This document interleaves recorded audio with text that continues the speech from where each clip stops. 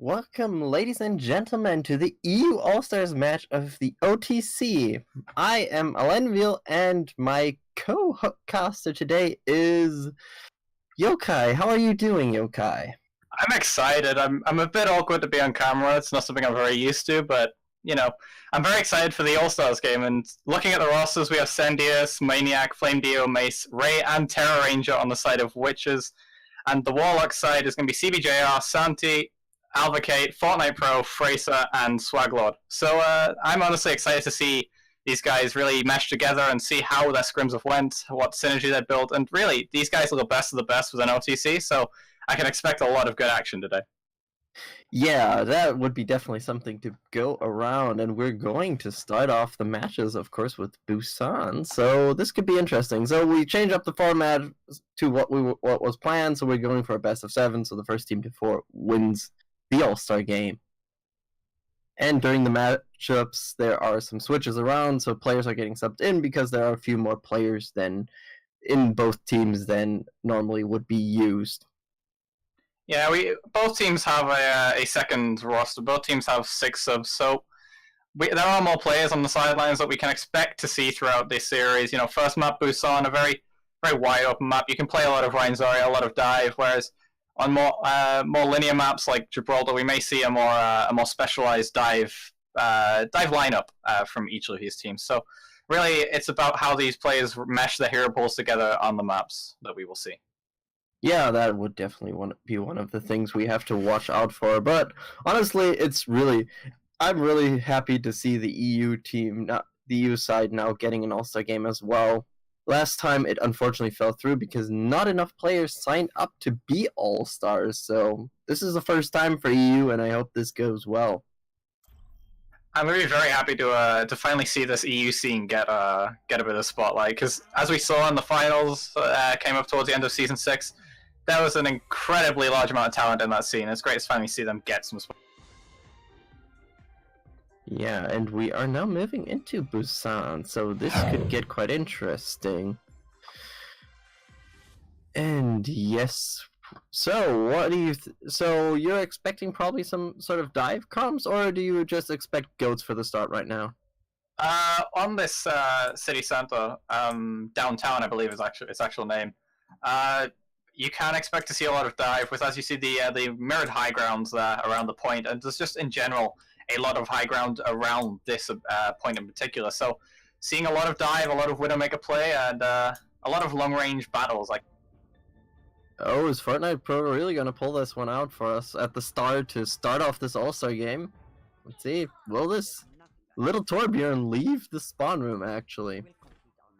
Torbjorn did get that rework with his new ultimate, still called Molten Core, but it launches lava across the map, a great space denial tool, and he also has that new ability, Overdrive, which is kind of like what his ultimate used to be. So if he does pull it out, I wouldn't actually be too surprised.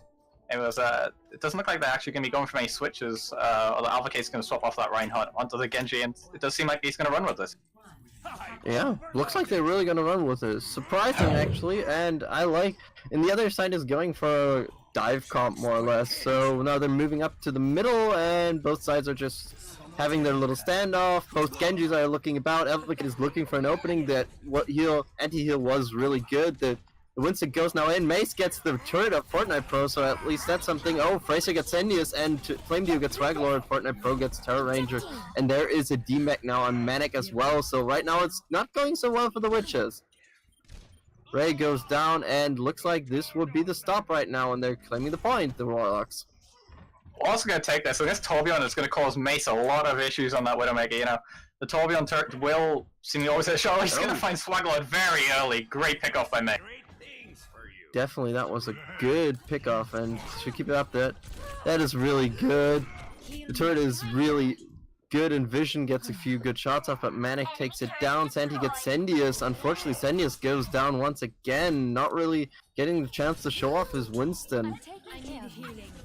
Sendius is getting quite heavily focused, and they're going to probably infrasight to re-engage here. Still no real ultimates on the side other than that, though, aside from maybe the Diva Bomb on the side of Santi. So if you're on the side of the Witches here, you've got to expect them to really take these positions, and they're just not getting it. CBJR keeps on taking this high ground from. Yep. Yeah, oh, but Flendio gets res back up, so this could be their chance. The turret is getting good shots, and honestly, there goes the Diva Bomb. Can Sendius get out of there? No, he gets taken down beforehand. Mace takes down the turret, but still, it looks like the witches aren't really getting a chance to do something. And the Genji goes in with the Dragon Blade Nano Boost, gets Mace instantly. Can he get more out of this one? Doesn't look like it right now. Gets a D-Mech, but unfortunately, it's not much more, and he gets taken down by Sendius. Great play coming out from Flamedeo. Does he have the mech, but he does suffer for it. He pushed a bit too deep into the high ground. And if you are the side of the witches, you're going to want to push in on this. You're going to want to use it. And Flamedeo Transcendence, unfortunately, is off. Mace gets the turret once again, but that's most of the picks they really have. Sendius is still in there, trying to get something in, gets discarded. The Molten Core goes down, so a bit of the field is gone. CBJR gets a kill, but Sendius gets a kill as well. Both get a support, and Sendius is still going in there, trying to do what he can. But the turret shoots him down, unfortunately. Terror Ranger goes in, gets surprised in the back by Alvicade, who was waiting in that corner, and looks like the Warlocks are just gonna take the first map easily. That Torbjorn pick was so great. You know, once they get that point and they have the space control, they can really easily control it with that turret.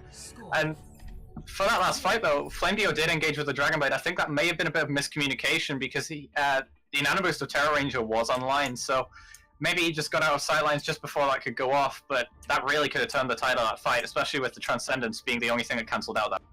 Definitely, that would have been one of the issues, but I don't know. It looks like the witches are having a bit of a problem. They never really got onto the point and were down most of the time at the start.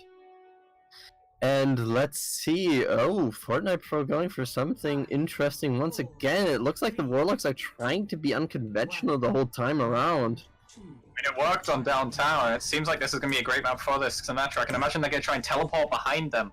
That's a common strategy that I see in my ranked games, but so far nothing's really come of it. So they're just going to jockey for position until this point unlocks, I can imagine. Yeah, I imagine that Maniac is trying to get a bit of rocket damage, and Swaglord fell down. Okay, that's okay. They got the top of the drum, so they're trying to get into that fight, really put pressure that one. Mace gets Fortnite Pro, CBJR gets Ray, and this is really going well. And right now, they're still pushing in. They got Evacade, got Terror Ranger, but they're still holding on to this point. And unfortunately, the Warlocks took once again the point, but there's still more people from the Witches side on the point. Mace gets the one, and Santi gets Flame Dio. Sendius gets the Swag Lord, but unfortunately, Sendius gets set down by Evacade, who got the damage in there, and CBJR with the Nano Boost to finish it off. Swaglord right before dying gets that Nano Boost at the CBJR, which really turned that fight around. You know, they had the numbers disadvantage. The Witches were so close to taking that point with that dive ghost comp that we have seen a lot recently. But that Nano Boost turned that around. CBJR now sitting on a Primal because of that, and Alvacade's pretty close to a Dragon Blade as well. Okay. And right now we're seeing how this one goes right now. They're going into the fight, trying to take something out. Oh, there is a Graviton. Can they take advantage of that? Santi's the only one in there. Just gets demexed and gets taken down. There goes the Dragon Blade as well. Avocad takes down Mace, and Santi gets the mech for Manic, and still looks like the Warlocks are keeping on to the point. CBJR with the Primal Rage gets 2 picks off. Shows the real, who's the alpha male in that one to Sendius, unfortunately, and that is right now another fight for the Warlocks. CBJR dominating this this main tank duel, if you will. You know, his Primal Rage just getting 2 kills there, getting so much value off this Winston. Clearly a very strong pick for him. They are still going to stick with this Dive Goats comp though. No switches coming through there since they do have double support ults. Let's see where they go. Okay, the Diva, there is, okay, that went down. CBJR got taken down by Terror Ranger. This could be really a chance since they swapped over. They could probably do something about this. And Terror Ranger is unfortunately down to a sentry turret there, and right now Maniac is a bit in safety there, falls off the drum now. Flame Dio pulls out that one. Sendians gets Swag Lord, and Alvi Kick gets Ray, so both support down on each side. Flame Dio takes down Fraser, so this could be the chance right now for the Witches to finally get some points, some percentage on the point if they can take down Santi. He mech, okay, the sound barrier went down as well. Elicate is on top of the drum trying to hold on. It gets taken down as well now. There's still the Diva Bomb out there, and it's taken down. Oh, the Diva Bomb got one, and that is now the claim for Witches. Great play coming out from Terror Ranger to open up a fight, getting 2 picks. You know, he did die to the sentry turret, but he traded 2 to 1, which is always what you a favorable trade.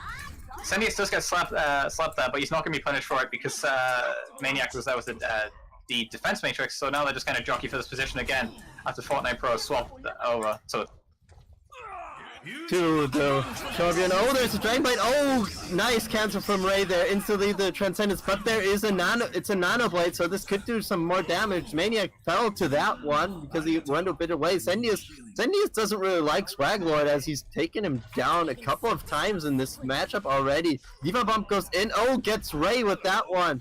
And now they need to be really careful because both sides are lacking the support right now. Sendius is trying to take CBJR down. The CBJR has the Primal Rage, pops it off, and now Fortnite Pro is setting up top. If they don't be careful about that one, the turret can do massive damage right now. Sound Barrier goes out, the rally is out as well for the Witches, so they're trying to hit everything. They're desperate to get this. Mace gets Fortnite Pro, but the turret's still alive, doing damage for the team.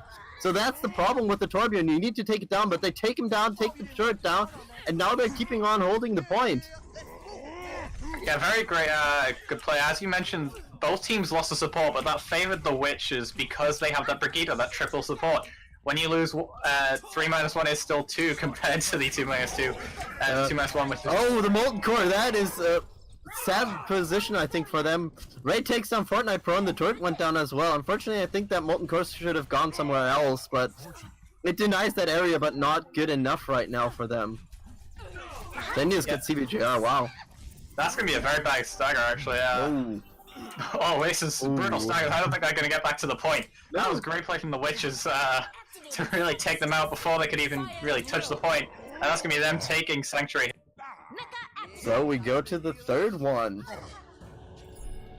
Yeah, point 3 is going to be mecha base here. You know, this is a lot more like the more internal points. You know, this is going to be your Nepal sanctums, your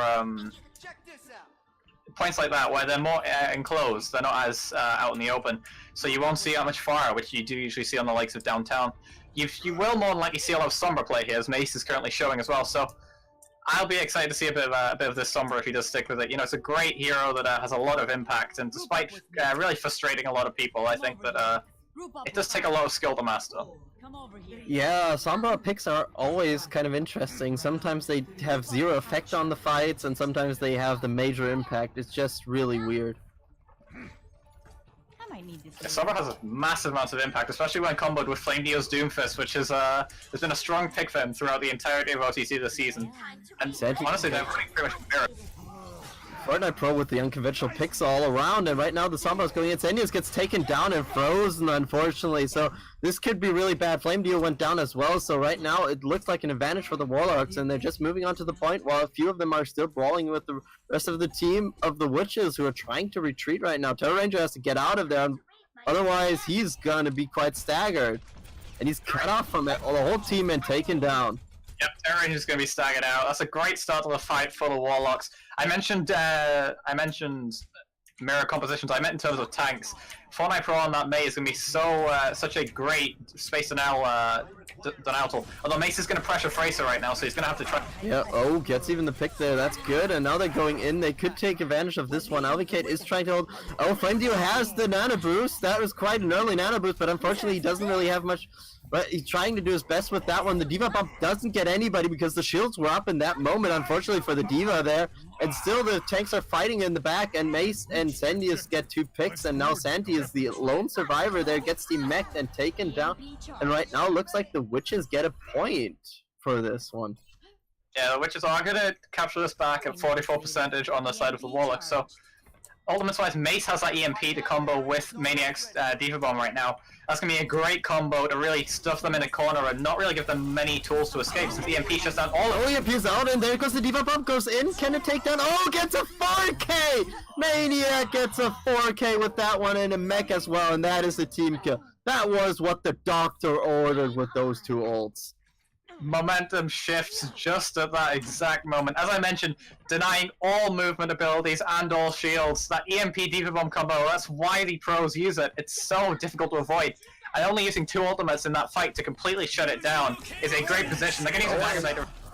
Dragon Blade from Alvicade, he can't really go in because the sound barrier went off. Flame Deal gets it picked off, Sandius gets Fortnite Pro, so they're still pressuring. Alvicade couldn't really do much with that one, still trying to hold on, barely. Alvicade gets Flame Deal, and now they have a bit of an opening to push in. And right now, they're just trying to use the ult. Right now, CBJ use the Primal Rage, trying to do as much as he can, and now they're getting out of there, and still the Witches have a slight advantage right now. They're going for an early re-engage, though, with that Nano Boost on Sandius. Oh, that was unfortunate. The Nano Boost went onto the Diva, and she just threw out the mech. Oh, that is really unfortunate on the side of the Warlocks, but still they can catch up with that. Flame Deal gets Swag Lord, and now the fight is a bit open. Ray is getting pressured quite a bit. Fortnite Pro goes down to Terra Ranger. Sandius is now back on the point. Flame Deal is there as well. They're still fighting as hard as they can.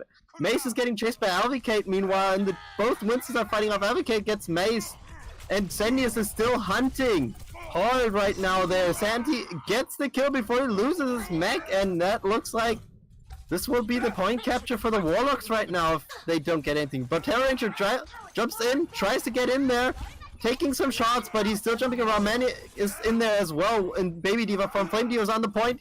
They get Fortnite Pro, so this could be their chance right now. Terra Ranger is jumping around. Fraser almost goes off the cliff, gets taken down. The EMP goes out. Right now they're taking advantage of that perfect EMP because they have the ults ready on the point. They can't use them, and this could be the chance to clean up and take the point right now for the Witches. There goes the Diva Bomb. Santi is in there. Gets Flame Deal as well. Mace is still onto the point, trying to do as good as he can. CBJ is there, and the point switch is still over. That was a very long, drawn-out fight there. Now, the Witches sit at 99%. Only one fight to lose on the side of the Warlocks, and they're not sitting too far away from Ultimates either, sitting with 2 or 3 at 93 to 99% there. So this is going to be a very rough situation if you're the Warlocks, and you're going to have to play all the Ultimates almost perfect. Flame Deal tries to go in, tries to get something. The Meteor Strike goes out. That was a great anti-heal. Unfortunately, Elvicade jumps in with the Nano Blade. Manic gets Fortnite Pro. Elvicade is still Nano with the Dragon Blade in the background, but still doesn't get many picks. Endius takes down Fraser, and this could be their chance. CBJ is left in the corner. Unfortunately, Ray falls down, and Terra Ranger and the tanks are just running in a different direction right now. CBJ was low, gets taken down. Mania switches over to the Wrecking Ball, going in there. This could be their chance to really take the point again. Sandius went with the Primal Rage around. Mace is there now. There is a Meteor Strike going down. Maniac tried to Plow Drive at the same time as the Meteor Strike didn't go down. Sandius gets the Nano Boost. Can he take somebody out for that one? Fraser is running off the point. CBJ is back now on this. Maniac is holding on to the point as good as he can, but they're 4 against 2 right now. And they're still holding on. Flame Deal's going in, gets a pick on Alvicade. This means a chance. The MP is out once again. Unfortunately, this time they didn't cancel any ults with this one. Mace gets Swag Lord, but it's still going on. Both points are at 99%. Who can prevail for this one? Terra Ranger is holding on as good as he can while Mace is there as well. Diva Pump goes down, and that claims the point for the Warlocks. That is map number 1, Busan for the Warlocks. I don't know what happened with that EMP from Mace. He didn't seem to hit many people with that ultimate. He dropped it straight on point, but all of the Witches seem to just all of the Warlocks seem to just leave the point. This was a huge combo coming out from Maniac and Mace, though. What I was saying about the lack of movement abilities and the lack of shields, it just makes it such a devastating combo, especially when you cover multiple avenues of exit there. So great, great combo coming out from the side of the Witches, despite that close loss there.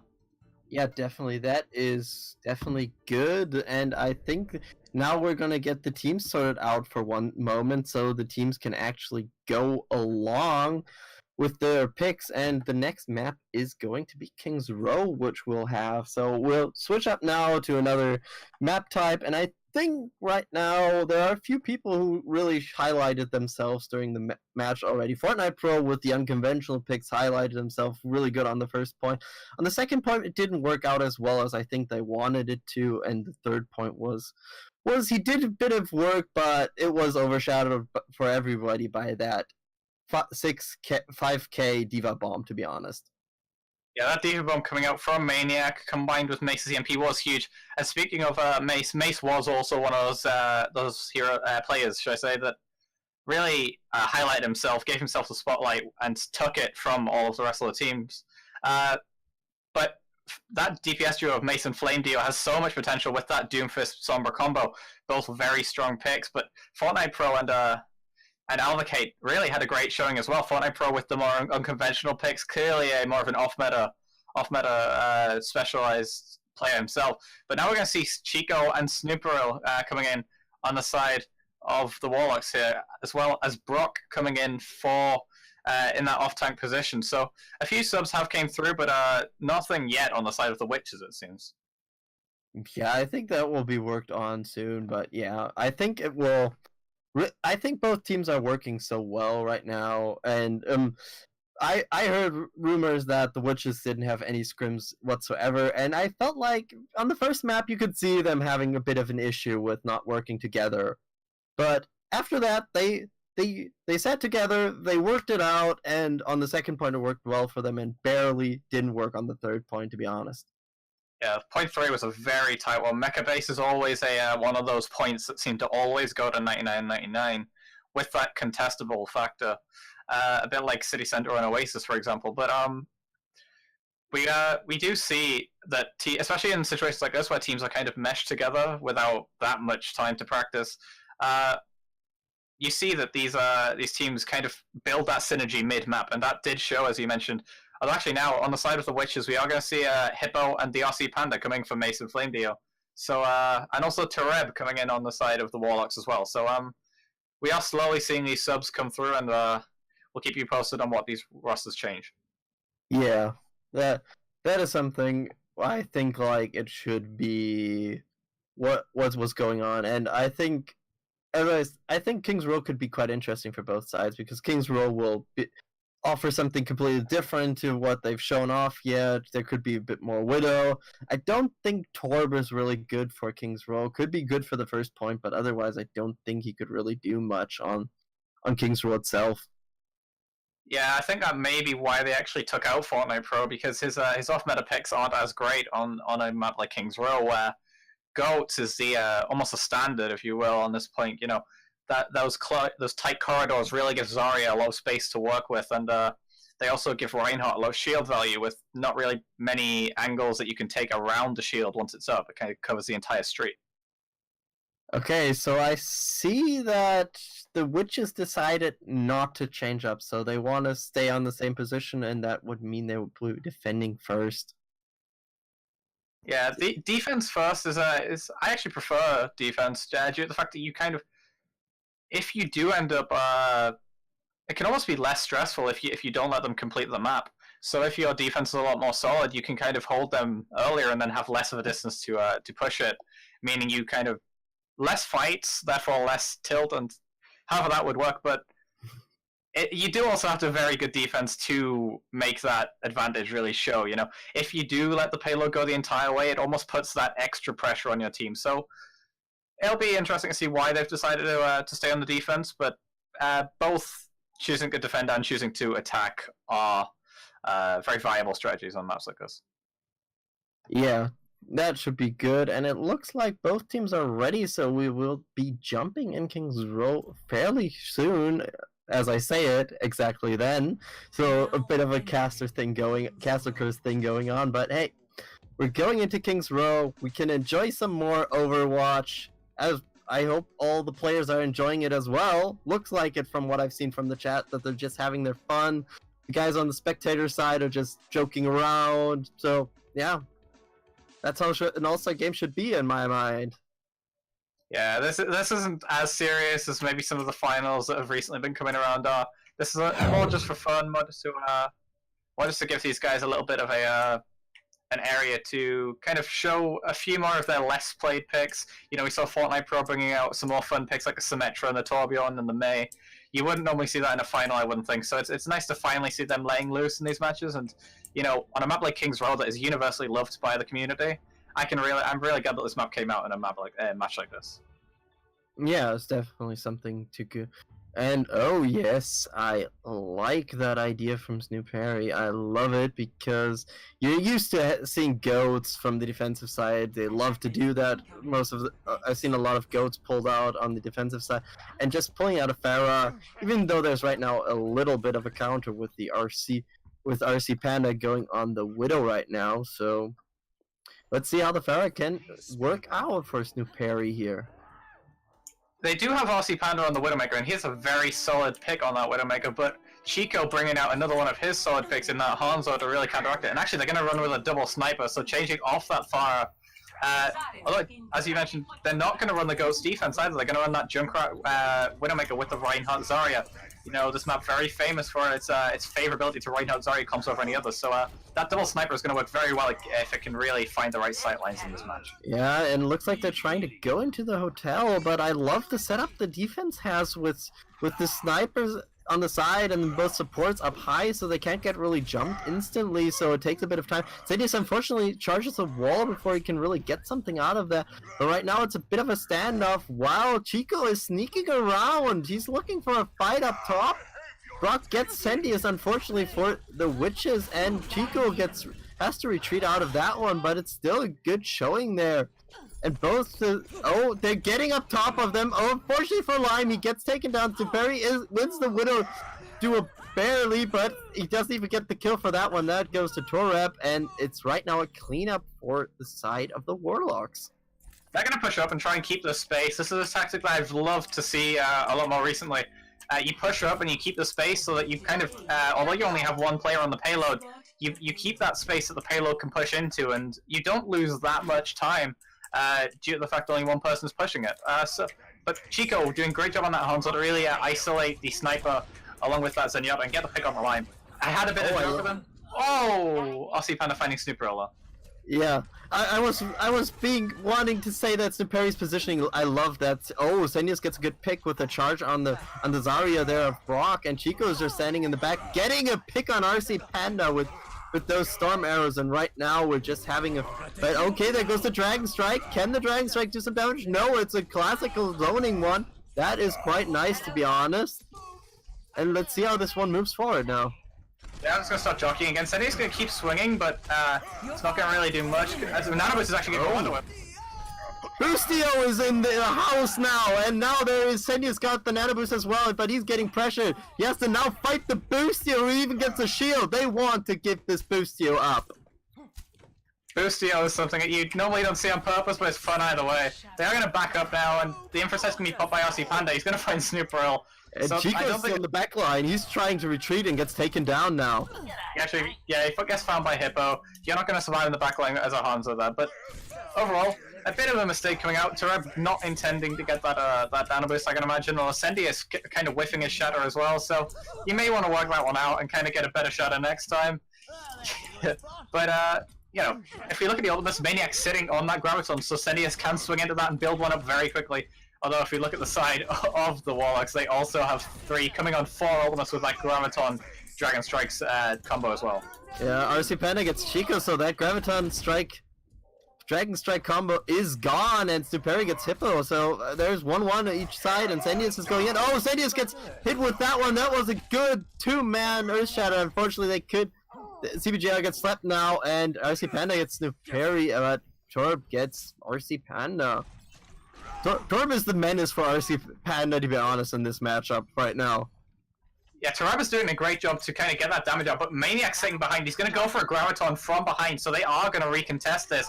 However, he has been found. He's been found by Gabri's here on that arm. Oh, there's a Graviton that's going out. Oh, they hit everything they can. There's the Sound Barrier. The Riptide goes out. Sendius, unfortunately, whiffs another Earth Shatter, and that Riptide didn't really do damage. Maniac takes down Brock, and right now CBGR is quite low. He's anti-healed, so nobody can really help him, and he gets taken down by Lime. It's just me clean up after this point. Chico's also going to get taken out by Maniac.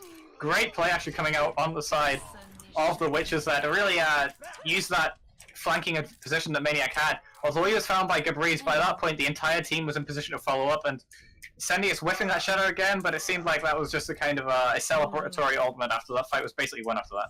Although a key pick in that fight was Brock actually got taken down just before they could use that Graviton, so they didn't quite use the Grav Dragon combo, which was both a blessing and a curse in that fight. Definitely, that was a blessing and a curse, and oh, RC Panda has a good position right now, but Torep sees RC Panda, and the Lucia is going again. Oh, there's the Graviton, gets the 2 supports, there goes the Dragon Strike, there are 2 down, Brock gets the Nano Boost, RC Panda takes down Chico after he hit that Dragon Strike.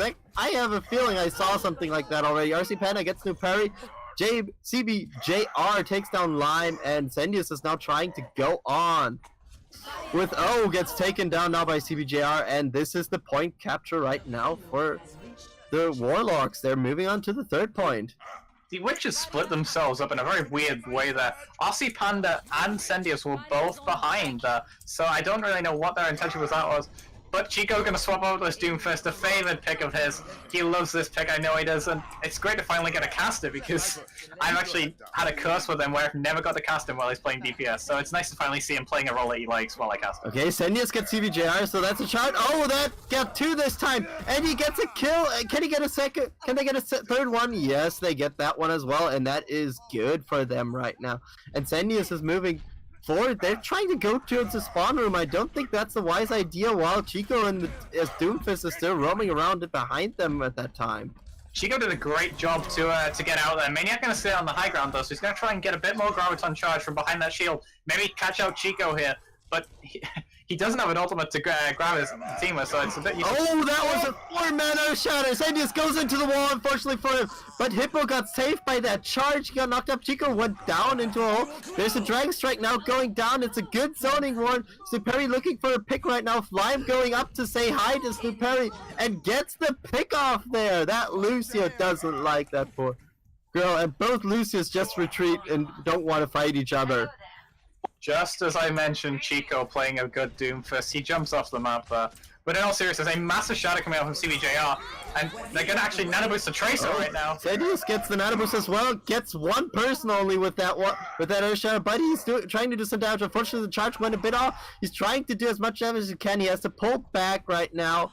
And then still, Snooperi gets RC Panda. That was a good headshot. There is now the infra sites going, so they know where they are right now on the side of the Warlocks, and right now Zendius is a bit of an iffy situation with him and the support and Maniac trying to hold on there.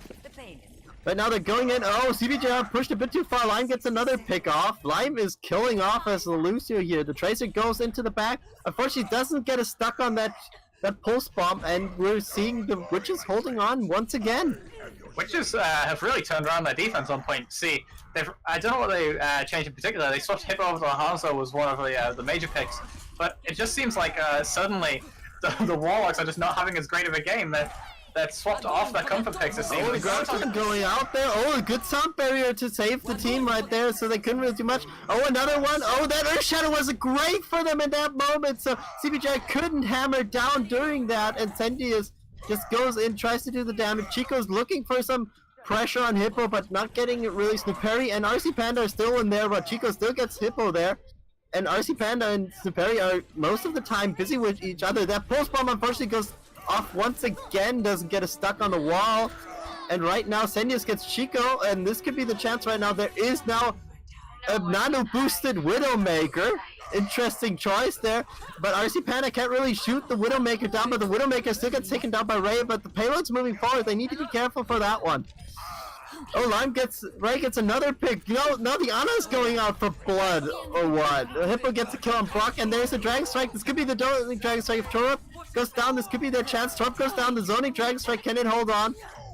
And Chico doesn't reach the point, and that is only 2 points for the Warlocks, and the Witches only have to push through.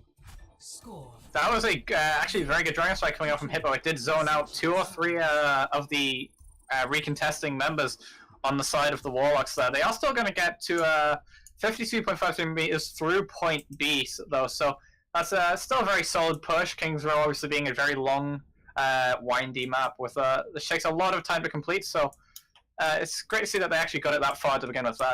Although there was a few questionable plays coming out in that round. The guys are having a lot of fun in chat right now, and I'm quite interested to see what they're going to run on defense here. It looks like they're going to stick with this double sniper that they ran on offense. Is Gabriel's going to stick with that, Sombra? That's what I want to know. Yeah, that could be an interesting choice. Since Blizzard didn't really like, what do you call it? The support Sombra as was a time in between, so... Yeah, but it looks like they have a bit of time to decide what they want to do, and otherwise I would say looks like an interesting comp. Ray on the Soldier, this could be quite interesting as well. So if they do stick with this, it seems like both teams are going to be running for that triple DPS. You mentioned the support Sombra, and while, yeah, she doesn't gain any more EMP charge from that change that came out a while ago, which actually kind of started that Sombra meta that we saw for a while with the damage buff, but it does still have the functionality, although, as we're saying that, Gabrice is going to swap over to the Honor and ruin our hopes and dreams, and Ray is not going to be running that third DPS either. Going to play that Honor as well, so seems almost mirror comms, just with the exception of being Hippo on that Doomfist. So we'll see what you can do with that pick, and Aussie Punch to find Snooper immediately. That is a good opening, and you just see as the witches are running in, trying to wreak havoc instantly. Syndius charges them, gets Toadette. That was a good charge. CBJR is quite low. Unfortunately, Syndius was low as well, so he got a good charge off. Unfortunately, he had to pay the price for that one. RC fans take CBJR down, and they're already claiming the point. That is quite a quick fight. That's going to be fine. Now they're just kind of cleaning up and keeping them away. Snooper is going to get a pick back onto the RC Panda, though, so they're going to have a great chance to hold this very early on. That archway that you see just below where the camera is right now is actually a great position for the defense to hold. It's if you can stall a payload there, like they're currently getting the picks to do so, it can be a great way to really snowball this map into a defensive victory. Definitely, but there were 2 picks on each side. Unfortunately for the witches, it was the support, but Ray is almost at the ult already. That's quite a good movement. RC Panda gets to parry, so this could be an opening they want to take advantage of. CPJ is a bit far forward. He gets a bit of a backup, but they are trying to push them further and further right now. They're going to keep jockeying for position, you know, that's kind of how the second fight King's Row goes. Big shot coming out on the Reinhardt. Oh, that was a great defense!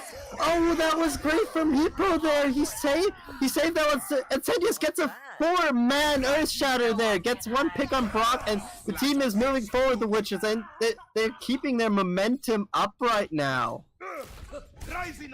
Hippo with a huge play on that Doomfist to knock the Reinhardt away, and then uppercut him so his own Reinhardt doesn't get picked. Syndius then comes around with that massive shatter, and that really was a turnaround play coming out from Hippo after that shatter could have really, really turned around that.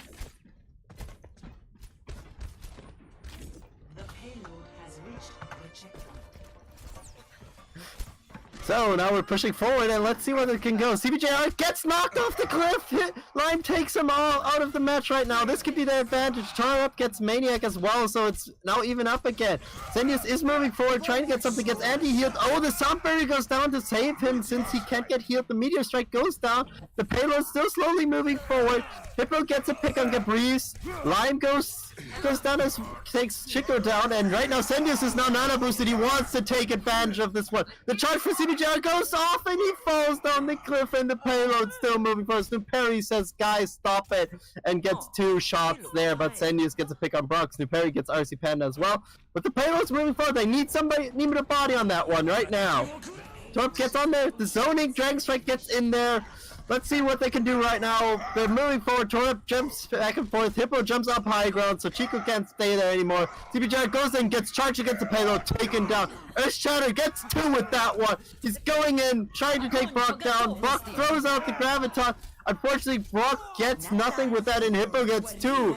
And Brock now gets the nano boost. Caprice is trying to hold on as good as he can, gets taken down. Brock is a lone survivor right now. He needs to hold on as good as he can. Just barely holding on. CJ gets the save on Brock there. The Earth Shatter, unfortunately, hits Ray, and this is the cleanup right now, I think. Oh no, there's a Graviton as well. But so barely right now for the Warlocks. They're still barely holding on. But right now, they're a bit more of a peaceful face. Maniac gets CBJ up, RC Panda gets Caprice, so they're getting something out of Torp is onto the point. Sin just peek Chico into the wall. Torp is still on the point. Torp is holding on. Syndius gets a good hammer down to cut off everything that's coming up. But Torp's still living on. Doesn't live on anymore, so a barrier, and the Witches win map number 2. I still cannot emphasize enough how important that play that Hippo did on point B was, though. Because had they have not done that, had Syndius have died, they really would have had a chance to reset up and maybe wouldn't have even captured point B. This entire play, probably. It's a different play, but for anyone who didn't see that, what happened was Syndius was shattered down by CBJR, but Hippo came in and used his seismic slam and uppercut to knock away a nano boosted Reinhardt so that his own Reinhardt did not die there. So massive, unnoticeable plays coming out from these players, which really you have to have at this level of gameplay. And who says that DPS player can support their team, to be honest? That was the perfect choice to show how you can support your teammates with that one. Peel Doomfist. But yeah, Chico, having a bit of a quieter game. He did have some moments where he shined, though. On that Hanzo in particular, really had a decent performance. But on the side of the Warlocks, it just the Witches seem to just have better all-around coordination, where they well, just their entire game plan seem to come together a lot better. So, if you're the Warlocks, you're not out of this match just yet, but you will need to start to pull things together and start to really have that synergy build as you play. Yeah, definitely, that is one of the things. But yeah, definitely that was one of the points I would emphasize for both sides. Yeah, definitely that was one of the things that really helped them out to win this matchup. But I don't think that they'll be letting a Doomfist run around once again, to be honest. Both Doomfists seem to actually cause a lot of havoc in the backline. So yeah, they really, I'd say for both teams, their issue is to really figure out how to shut down these Doomfists. Both teams have those Doomfist players that are known for these big plays. Yeah. So yeah, definitely the Doomfist players were showing off, and we will probably soon hit the next map, and I think that could be one of the points where I think we could see something move on forward, to be honest. And right now, both teams are just showing off what they can do most of the time. So I hope we can keep this up right now and then work on everything else, to be honest. This seems to be an interesting choice. It looks like Hippo is actually going to stay in, but Flame Dio and Mace are also going to come in, with Manic going out along with the RC Panda. So this kind of makes it so that they have a triple DPS lineup rather than having that dedicated off-tank player. So quite interested to see where this goes. Yeah, and I think Terror is going in for Sendius as well, so it's going to move up a bit more. So since you're kind of a coaching person on the side sometimes, I want to just throw this out to you. What would you recommend, for example, for the Witches after this map right now, how to fix up for Rialto? I definitely say that Rialto is a very wide open map, so I'd definitely put in your most flexible players. Yes, winning that. I think they won the last map. I've already forgotten the result of the last map. They won the last map. So yeah, I just say keep cool. Don't lose your heads. Don't get too ahead of yourselves. But also put in your most flexible players. With Rialto being such a wide open map in terms of heroes you can play. And as to answer the same question on the side of the Warlocks, I would really say just try and ground yourself. You had a few sloppy moments, so just try and ground yourselves. Don't get tilted, and really try and just pull yourself together and communicate as best as you can.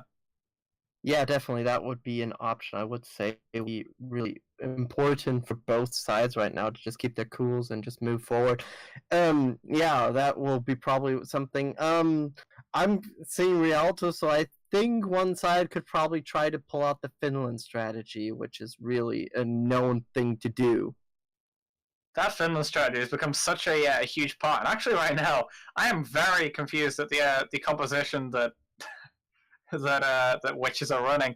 Terror Ranger, I believe, is actually a support player, and he's also going to be on the side of the Witches. So they don't actually have a single tank player on their roster at the moment. They have Mace, RC Panda, and Flame Dio, and Terror Ranger, Ray, and Lime. So I'm very confused and very interested to see where they go with this lineup. Yeah, that could be definitely something we would need to keep an eye on about, because honestly, they look interesting, but I think almost most of the people can actually just run goats, and then you would be satisfied most of the time. So that could be something they will run about. But right now, I feel like both teams have been showing off some good stuff. Let's see if they can show us some more. I've been missing, for example, something like a Pharah really in the game, because I feel like Pharah's in a good position right now, and especially since goats variants are very prevail most of the time, I'm kind of missing her right now. I could definitely expect to see one, especially with Chico being a very solid Pharah player himself, and against this quad tank spawn camp lineup that we've seen from Finland and we've seen from a few teams in the World Cup. So I'll be very excited to see what the Warlocks do to actually counter this, because we've seen the likes of a Bastion, we've seen the likes of Forest and Junkgrass come out But I think the best example we actually saw was a Goats running the same composition to match it. So this will really be a big test for Warlocks to see how great their the communication is and just how well they're going to counter a very common strategy at this stage in the game. Yeah, that would be definitely something, and we are basically now down to best of 5 since we have a 1-1 right now. Oh, Simperi unfortunately runs instantly into them. That is not where you want to be as a Widow. Oh, and CBJR charges in, gets taken down as well, and it's just not running well for them. They need to switch up their options right now. Brock is going up top, trying to get some damage up from top. Unfortunately gets hooked down, can bring up the shield. Can they get Brock out of that one? Yes, Brock can get out of that one. And the fight is just going on with the spawn camp right now. The Bastion is popping up right now for Snooperi after he got kind of surprised by the whole as Widow there from the whole team there. And let's hope this can move further right now. Gabrice is in there. They are now claiming a bit on the side. If they are not careful, they could be surprised once again. Snooperi's trying to get a good vision, trying to get some shots in there. Unfortunately, it's not working out as well as they wanted to. The Coalescence goes out right now. This could be their chance. Snooperi's taking a good amount of damage for this one. But Gabrice takes down Terror Rangers, so this is something that could work out. CBJ goes off the cliff, unfortunately, and Snooperi is right now bit rating supreme as Bastion. The way you beat that comp is just having the most amount of damage you can possible. Running the likes of a Reaper, running the likes of a Bastion. You know, in situations like that, that is what you need to switch to. It's the same way as countering just a Ghost comp, but you can pull out the likes of a Bastion since you're just in the comfort of your own spawn. However, they are going to stick with this. They do have RC Panda very close to Graviton, and now they've actually Flame Dio on that Roadhog is also pretty close to the whole hog, along with Mace's Diva Bomb. So, but they did use that Coalescence, so they don't have that small to counteract this one. Oh, CBJ gets a good charge on Ray, so there's a chance that Ghostblade gets pulled out right now. Both Reinhardts get a charge kill. Chico gets a kill with that one. Mace gets a Diva Bomb. The Tank Bastion is running around, but gets hammered down and taken down. And there is the Graviton as well, and they're now just cleaning up the mess they found. Chico's the lone survivor. Can he do anything with this one right now? Doesn't look like it, and gets punished. CBJ barely makes it into that fight, but I don't think you want to be there as Reinhardt right now, as he's getting bullied in the corner. This strong German man getting bullied by a Korean girl and a black man. I can imagine that if I was to ask what the weakness of Roadhog's ultimate, the whole hog is, you would say the knockback, but what does Graviton revert? The knockback. So that's why the whole hog Graviton combo is actually fantastic. We've actually seen Snooperil swap off the Bastion now onto that Pharah, so you're finally getting to see some Pharah play Alenvil. Yeah. But they do also... Oh, see, Panda's going to fight Terem, actually. That's going to be a huge... Definitely, that was a huge pick, and now they're just moving forward. Let's see if they can take anything out of this one. CBGI goes in the... Oh, a good air shatter, gets two there, but unfortunately it's cancelled by the Saltberry, and the Graviton is in there as well, but it doesn't really help out that much. Flame Dio takes down CBGR, since the Saltberry just came out barely in time. Unfortunate timing there, and Mace is pushing Snooperi back right now, and they're just cleaning up, and we only have 54 seconds on the clock right now for the Warlocks. Otherwise, the Witches have an easy push on the attack. The Warlocks on this attack, they really need to start to just communicate a bit better. They used the Graviton and the Earth Shadow together and got nothing from it. And really, they shouldn't have really went in. Tereb got picked up very early, which took away a lot of their healing, running those dual supports. And now Divabomb's going to be a great engage. Oh, gets two with that one. This is not what you want. Turp gets taken down as well, and we only have 20 seconds left right now for the Warlocks. Doesn't look good for them. Oh, let's see. What can they pull out? I see Chico's hiding. He has a Dragon Blade ready. He needs to use it, and they're back to the stand camping ways. Now the Transcendence is on as well. Unfortunately, Chico charged a bit far out there. Chico just headed to the payload. They're just tricking them right now with heading to the payload. Unfortunately, Ray comes there with the Coalescence. But right now, it's a kind of a weird fight both sides. Oh, Chico killed Flame Dio with the whole hog there deflecting. And right now, the Warlocks look like they're making the payload push forward. RC Panda switch over to Tracer. Torp gets Mace, and RC Panda is trying to do the damage, but unfortunately Tracer can't do it alone right now. A bit of over-aggression came out there, and now they're in a very bad position to try and take this recontest. If I was the side of the Witches, I'd be saying to just reset, and Snooperino is going to make sure that they are going to keep them at bay, keep them at arm's length. Great clutch plays coming out from Chico and Snooperino. with those DPS picks on the Widowmaker and Genji, Chico can swap it on Hanzo now, and that's really what you want when you have a Zarya getting as much value as Brock is on it. That Graviton and Dragon Strike combo is so big. He has that Graviton right now, and CBJ are very close to a Shatter as well, so now, if you are the Warlocks, you were in do-or-die situation, but now you're in a very good position to counteract this Doomfist Genji play coming out from Flame Dio and RC Panda. So they're moving up top, so there's a bit of a little skirmish. Chico's been putting some damage into them right now. Terra Ranger jumps down on the Winston, he switched over to the Winston. RC Panda is there now as a Doomfist. He switched over once again. Unfortunately, that charge doesn't help the Monkey. He's now alone and taken down, but Flame Dio gets Caprice, so they have a bit of a chance if they can take advantage of now a support being gone right now on the side of the Warlocks. Oh, CBJR gets an Earth Shadow. Unfortunately, only hit one there, and it doesn't really help out. The debuff bump goes in. Are they aware of that? Yes, they are. They keep that careful, but CBJR goes down to Terra Ranger. RC Panda gets Caprice. Brock stops Flame Dio, but unfortunately Brock goes down as well. They still have the ults ready. They did this with a dry push. This could be their chance for the next fight, honestly. This really needs to, they need to stop banking these ultimates, so they are coming up on the last fight territory. They do have 4 of them coming up on Transcendence as well, so they just need to take their time and try and bait out these support ultimates so they can just have these free ultimate combos and just a lot of free damage coming through rather than having the nano boost. And they're going to already pop the Infrasight to engage here, but they need to keep Caprice alive with this Transcendence in the next fight. If they don't, it's going to be game over. Definitely, that would be the option. And Flame Dio is close to the Dragon Blade, so that makes it more essential. Even if Flame Dio manages to get more out right now, gets that. They have an boost. The Dragon Boost goes in. Oh, he gets the ult. Unfortunately, the Transcendence. Caprice barely makes it. Chico gets a kill with that Dragon Strike. Toadette gets Ray. Unfortunately, it's not really helping. Mace goes in as the Hammond. He's trying to do his best, but not really much he can do. But the timer's still ticking down. They could take advantage of this one because nobody's really on the payload. They're just taking. Terra Ranger gets taken down. Torrent is trying to take down Lime right now. Lime's taking a lot of damage, but barely holding on. Mace goes to the payload. It's the pile driver. Unfortunately, the hammer down misses everybody. Mace is trying to do his worst right now, knocking people off the payload. Not enough. Not really good position for the right now, but Flame Dio is now there as well. Gets taken down by Brock. Terra Ranger jumps in. Brock is behind Terra Ranger, so they have to be careful about that one. But the DPS are still moving forward. CBJR is trying to hold on. Stuperi takes down Lime and Ray.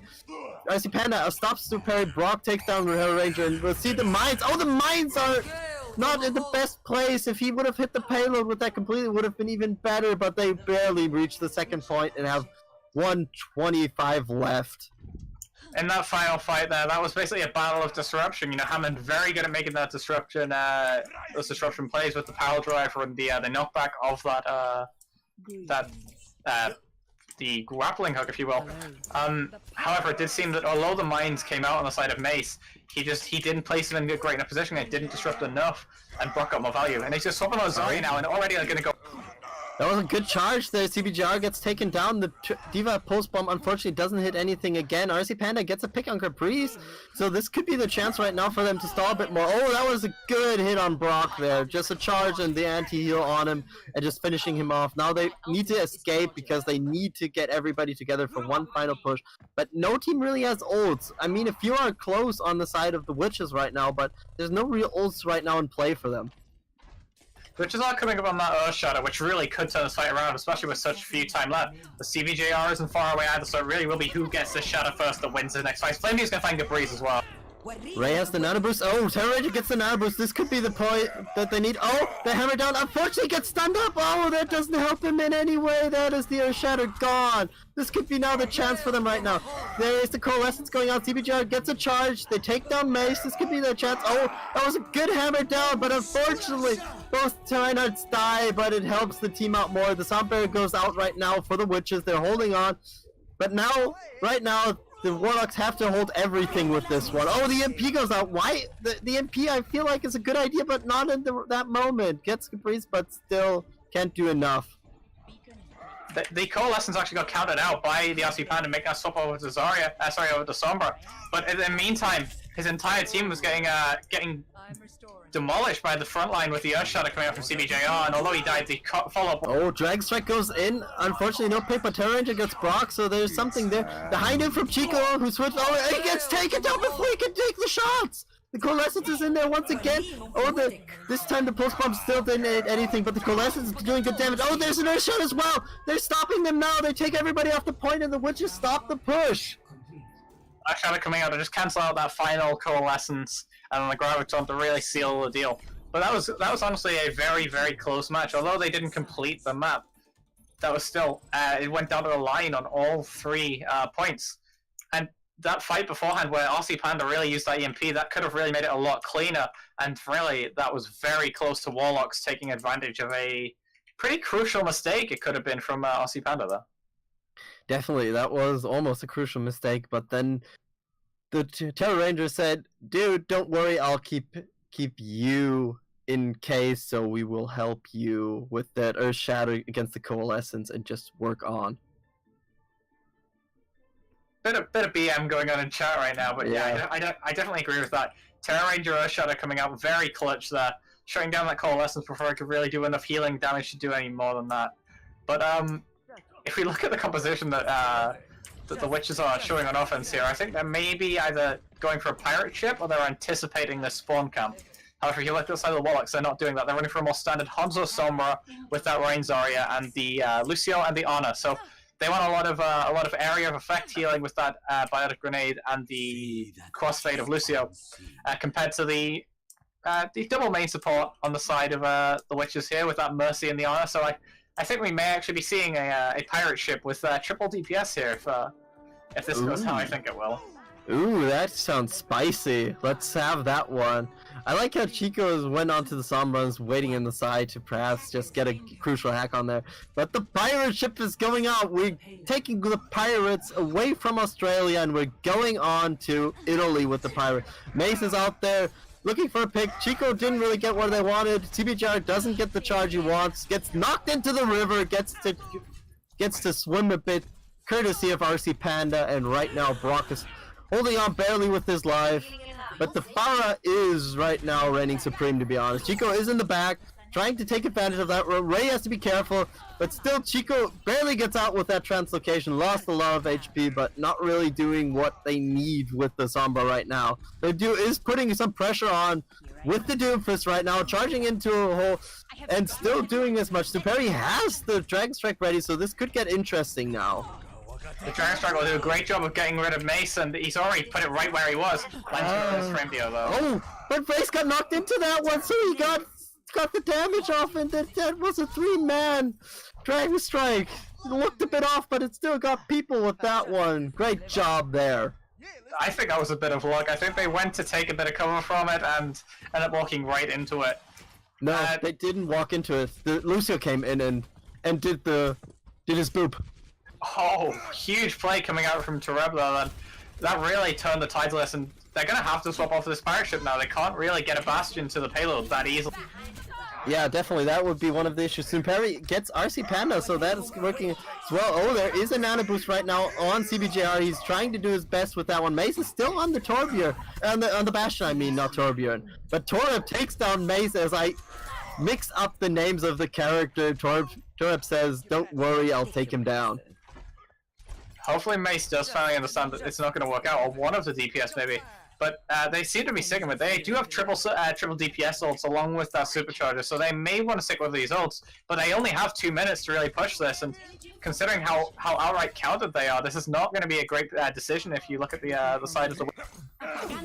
Yeah. Oh, the MP is quite nicely, but unfortunately doesn't hit much. Oh, RC Panda gets a good hit with the barrage, but unfortunately doesn't do enough damage. Mace gets the parry with that one. The Doomfist goes down, take down Brock. They're getting their chance to move the payload forward. CBJR is a bit far front with Toreb there, so they're both holding on. Mace gets charged into wall, but still held up by the Mercy there. And now the Valkyrie comes out from Lime, so they still have an advantage. CBJR gets pushed into wall. Toreb is now holding on to the point, hiding behind the payload, so the Bastion doesn't see him, but it doesn't work out. Yeah, that was very nearly a very sneaky play coming out from Toreb, trying to gain his team a bit more time to regroup. But in the end, he just staggered himself out a lot more. Chico is going to get out with his life, though, so they are going to have a chance to recontest this with this Graviton. It's going to go out.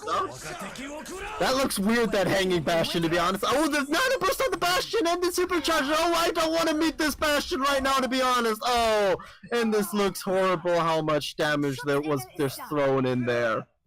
you thought that a normal Bastion did a lot of damage. Wait until you throw that Nano Boost on it.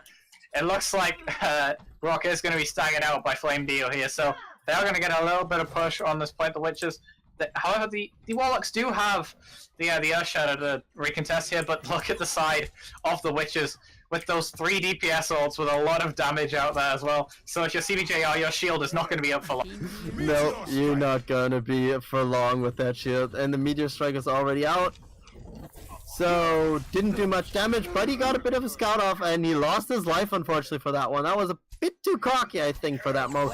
But, man, oh, that was a great sleep! It interrupted the hammer down, so CBJRS is gone. Mace pulls out the tank configuration. Can he get the damage in, or will CBJR and the Nano Boost hold on? CBJR is barely holding on, and Mace is trying to do their best, but Mace falls before it can happen, and Flame Dew gets CBJR for his worries. CBJR playing Ring Around the Rosie with Mace there, trying to get him to kill himself with his own explosion. He was Nano Boosted, so he didn't actually drop that soon. That was, although he did get slept out of the shadow, it was still a very clutch play, and maybe not intentional, but that Nano Boost kept him alive for a long period of time. Chico does have that EMP though, so this is probably looking to be a great fight if you're the side of the Warlocks to really shut down this next play. Definitely, that could be a chance. That was a great anti-heal on the Witches that hit them, and was a few people down, but they couldn't really take advantage of that, so they're fighting now a bit around the lobby of the theater, I think, and oh, the MP goes out. Can they do something with this one? RC Panda gets Chico, so that didn't really work out. I think they wanted it to. Brock gets Ray, and Brock gets RC Panda, so it could work out in their favor. Perry gets another pick, and Lime gets a res off on Ray, but I don't think you want to res Ray alone. But Ray does his best as an Ana to do her work. CBJR getting incredibly unlucky in that fight. I found that pretty funny. He tried to jump over Flame Dio, but Flame Dio had charged up that punch and punched him straight into the water. Although in the end, it didn't come to show anything as they still lost that fight. And now they actually only still have that Valkyrie, despite on the other side they have that Nano Boost and the High Noon is there as well now. There is now a Mana Boosted Monkey, another boosted monkey, as you always know in your in your competitive games. The hammer down gets a good hit there. But still, there's good amount of Terra Rangers in there. Diva bump onto the point. Can Terra Ranger just hold on to the point? Oh, they take down the Diva before she can get into the mech. And we have a Nano Boosted McCree running around, so I wouldn't mess with that cowboy right now. This gunslinger is indeed loaded. Oh, yes. And let's see, the payload's moving forward. Can we get something out of this one? Chico's standing on the side, looking for something to pick off, but could get Lime if they're not careful about that one. He did get that hack off. Oh, Terra Ranger gets charged into the corner. Unfortunately, there's only enemy teammates, but Mace followed into that corner, and they both got finished off in that side alley. If you're the Witches now, you want to get out. You're going to get staggered out of this. You may not even be able to get back to a payload. You're now going to have to seconds? There's 7 seconds left there. I don't think they're actually going to be able to touch. No, they're not going to touch it. Flame Dio's doing his best effort. He's going to get there on the Duke. No, he's not. And it looks like the Warlocks are going to take this map. Definitely, the Warlocks took this map, and now we are at a 2-1 for the Warlocks. Surprisingly, they caught themselves back after the last one. And Snoop Perry with the Bastion play of the game. I'm surprised Mace didn't get that one, but let's see what it does. Good amount of damage in there. Oh yeah, that was how they stopped it out and just pushed forward. Mace jumping into the pool, and he still gets the kill for that one. Wow. If you do ever come across the Finland spawn cam strategy in your comp games, then you do all you really need to do is load as much damage as possible into them. You know, the composition that people seem to think is the better in Plat with that triple or quad DPS. You know. And now we're going into a slight break, it looks like, so we can have a bit of a breather now. Both teams can just sit down, breathe in, breathe out, so they can show off what they want to do next, and I hope this could work out for them, actually. And the next map will definitely be Lunar Colony Horizon. So, what do you think about both sides right now? What they should do? So the Warlocks are 1 point away from having match point. While the Witches had a good first map and their defense looked really strong, unfortunately the attack didn't live up to the standards that they already had. I would agree with everything you said though. Like, the Witches have had a great defense across, but they just haven't quite been there on the offense, trying out these bit more unconventional compositions like that triple DPS we saw throughout. It was worth a shot, but in the end it didn't come through. And Warlocks had a very solid defense of their own. But I definitely think that in the likes of Horizon here, you're going to want to run the same composition, the same roster, should I say, that you did on Busan. You can run that Goats comp, but you can also run a dive variant of these types of compositions. Yeah, definitely that would be one of the ideas we can go with, but I don't know. I'm kind of interested what kind of situational swaps will be thrown around right now, because I think both teams have been showing off some good stuff. I found it interesting that Terror Ranger went over to being the tank in that moment, even though he's more of a support player, to be honest. And I was just gonna say I'm actually wrong about that. I did check his playtime, sure enough he was a tank player. So okay, so that was a misremembering from myself. Well, I trust my partners always, so stuff like that happen. Anyway, but yeah, I think both teams have been showing off what they can do quite nicely. And what do you think? So what do you think the Warlocks should do on Lunar Colony Horizon to improve their chances? Like, I don't want to run their strongest dive. I would say, that Colony is a map where you can play that Goats comp, but with the amount of high ground, especially on second point, you'll definitely want that ability to contest the likes of a Widowmaker or a Hanzo on those high. Oh, I like the swap in from the Warlocks. If this stands, I could love it, to be honest. Because Fortnite Pro got subbed in, so if they keep Fortnite Pro in for this one, I've seen some Bastion, some Torbjorn things on Horizon Lunar Colony, so I'd be kind of interested, to be honest. We've seen it come out from pro teams as well. We saw it come out from Runaway a while ago in a tournament. So this new Torbjorn is getting a lot more play than his old the old Torbjorn before the rework.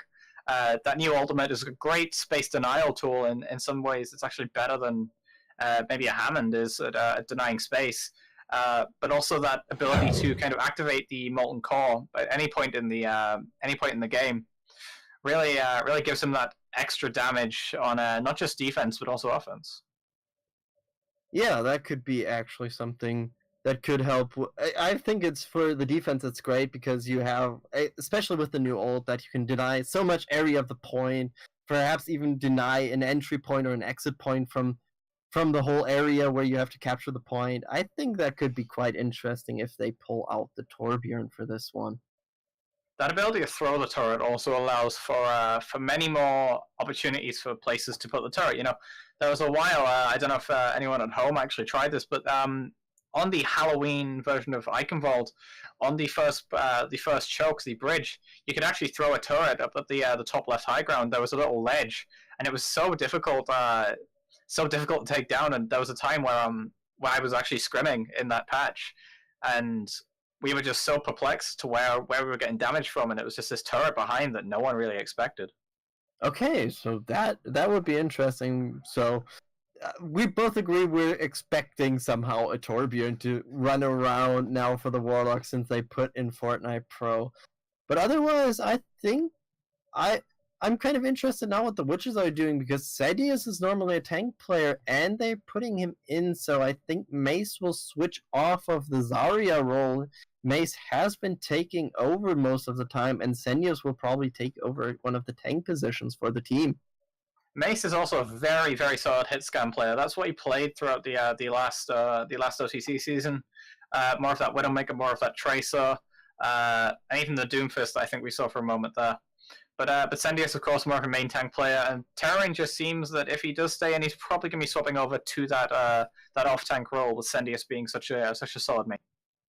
Yeah, that would definitely be an option. Otherwise, I think like both sides have interesting lineups, to be honest. I mean, Torep has been showing off as a Lucio just to take people down and move forward. So that is something you could actually really do and just keep it on going, to be honest. Yeah, definitely. I really think that both teams have I think that we haven't seen probably half of these teams' rosters, really. there's a lot more talent within these rosters. These are just the 24 players that you guys actually voted to be on the stage here today. But there's so much more talent out there that really, I hope that maybe next season, both from the semi-pro division and also the lower divisions, that you guys will hopefully get to check out in the coming season of OTC. Yeah, the season isn't that far away, to be honest. If we think about it, actually, the season technically starts tomorrow. So, something will be up, to be honest. But otherwise, I think it could be a really good thing. And honestly, if you haven't seen it yet, if you aren't part of it and you're still watching the stream and love to play Overwatch and competitive team, show up at the Discord server of that, and you can actually just probably join a team. And perhaps not this season, but next season, you can have your time to shine. I think that's one of the things I love about OTC. Is more, it's not just the fact that it brings all these players together, but even like if it's a possibility, then these players also get the stream spot. Like they get the casters, they get the production quality that maybe a lot of other tournaments wouldn't actually give these players, and kind of gives them, even if they're maybe around plat level, which definitely don't normally get that treatment. They kind of get to experience being a pro, even if it's just for one match a week. Yeah, and we are moving into Horizon Lunar Colony, so this could be quite nice. Horizon is definitely another map like Busan. You know, I mentioned that you can run that dive composition. You can also run goats. But in the end, whatever you run, you need to be proficient at it, because this map really punishes sloppy coordination. If you start to get split up, the defense will absolutely dominate. Yeah, the defense will dominate, and you have to be careful about that one. But both sides can really snowball on this map. Even the offense, if they get a really good pick off, then you just jump onto the next point and you have like almost half of it already done. A lot of that you see when you play your ranked games, where your team just doesn't fit any way, shape, or form, and then you just get snowballed, and then you hope you can snowball back, and then you're like in the 7th round or something like that of Horizon. It's a mess sometimes. 2CP in general is a very snowball heavy game mode, but this map in particular, if you it's incredibly favored to teams that know when to disengage, know when to go and reset. You know, if you're on the defense and you lose that first point, and you try and re-engage and it doesn't work well and you get picked off late, you will be in a very bad position for the defense, because the defense advantage on this map on second point is more positional than just the spawns. But if you can't get that good position, you're in a very bad position for that first defense at the second point. Oh, and it's sort of the tank protective El Presidente mode with the Orisa just putting the shield down for the Torbjorn with his turret. Well, as predicted. Yep, and oh, Mace, oh, that is a nice jump off there. Oh, that was great, and Sendius just jumped with them. That was a great dive there, and that was really taking down the turret. Fraser has the unfortunate life to meet Sendius, and Sendius goes down to Fortnite roll. But Mace is already on the point, just moving back. The turret is back up, but RC Panda says, hey, dwarfish Swedish man, you aren't gonna live through this one. And LVK takes down RC Panda, and we're going on. Mace takes down the turret now, but Mace has to retreat now, otherwise he's dead, and he dies off there. It's really a messy fight right now that both sides have. Sendius is just jumping in, trying to do as much damage, but the tanks and the Ana are ready and waiting for him. Oh, he gets behind them and takes down Swaglord on the Ana. Unfortunate for that Ana. Didn't get the protection you need to give that poor old lady. And right now, they're still moving forward. Fortnite Pro gets Sendius, and Mace jumps onto the point. Can't throw out the mines yet. Otherwise, that would have been really great. Terror Ranger goes in with the Diva Bomb. There is the Diva Bomb down now, and Mace goes down to that one. Lime is barely onto the point. Just runs off. Santi is holding onto the point as good as he can, while RC Panda, Ray, and Lime are pressuring him, as well as Terror Ranger, and Santi loses the mech now. Can they take down?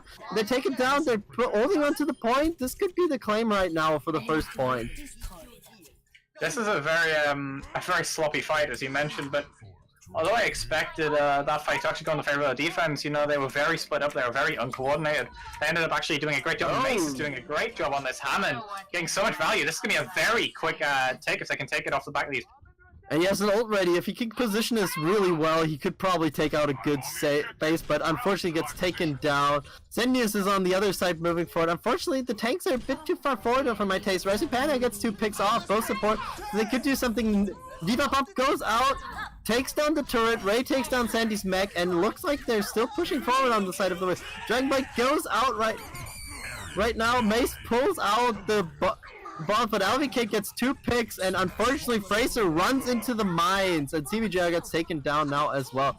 Zendius is onto the point. LVK is the last lone survivor right now. Santi just barely makes it in, gets taken down. They're onto the point. Santi just barely meets the point, and now there is the Diva Bomb. Takes down Zendius, and the most hit good part of the place, but not as I would have expected. Now we have a nano boosted Hammond there, and they're still holding on as good as they can. Santi is taking a good amount of damage, and looks like they're retreating right now. Mace is clearly the Hammond specialist of this team. As I say that, he picks up CB3R as well. Oh my god! That pile driver! Oh, there is a tombstone probably there. Let's see, Mace is going in there, doing as much damage as he can. Throws down the mines onto the point. Unfortunately, nobody straight runs in. Oh, that was a nice pile driver. Barely got the height there. Oh, there was a lot of mines taken down there, but still the mines are going. Oh, CBJ jumps into a mine. That's the problem with this wrecking ball. If you don't mind the mines, you're dead. And they get another pick. Line pulls out the sound barrier, and they're still capping the point. Fortnite Pros trying to get onto the point, gets taken down. The point is still ticking in favor of them. And oh, they barely reach it. The Diva Bump goes down. The shield is already gone. Oh, gets 2 with that one, and this could be more of the opening they need. Zendius is now primal raging onto the point.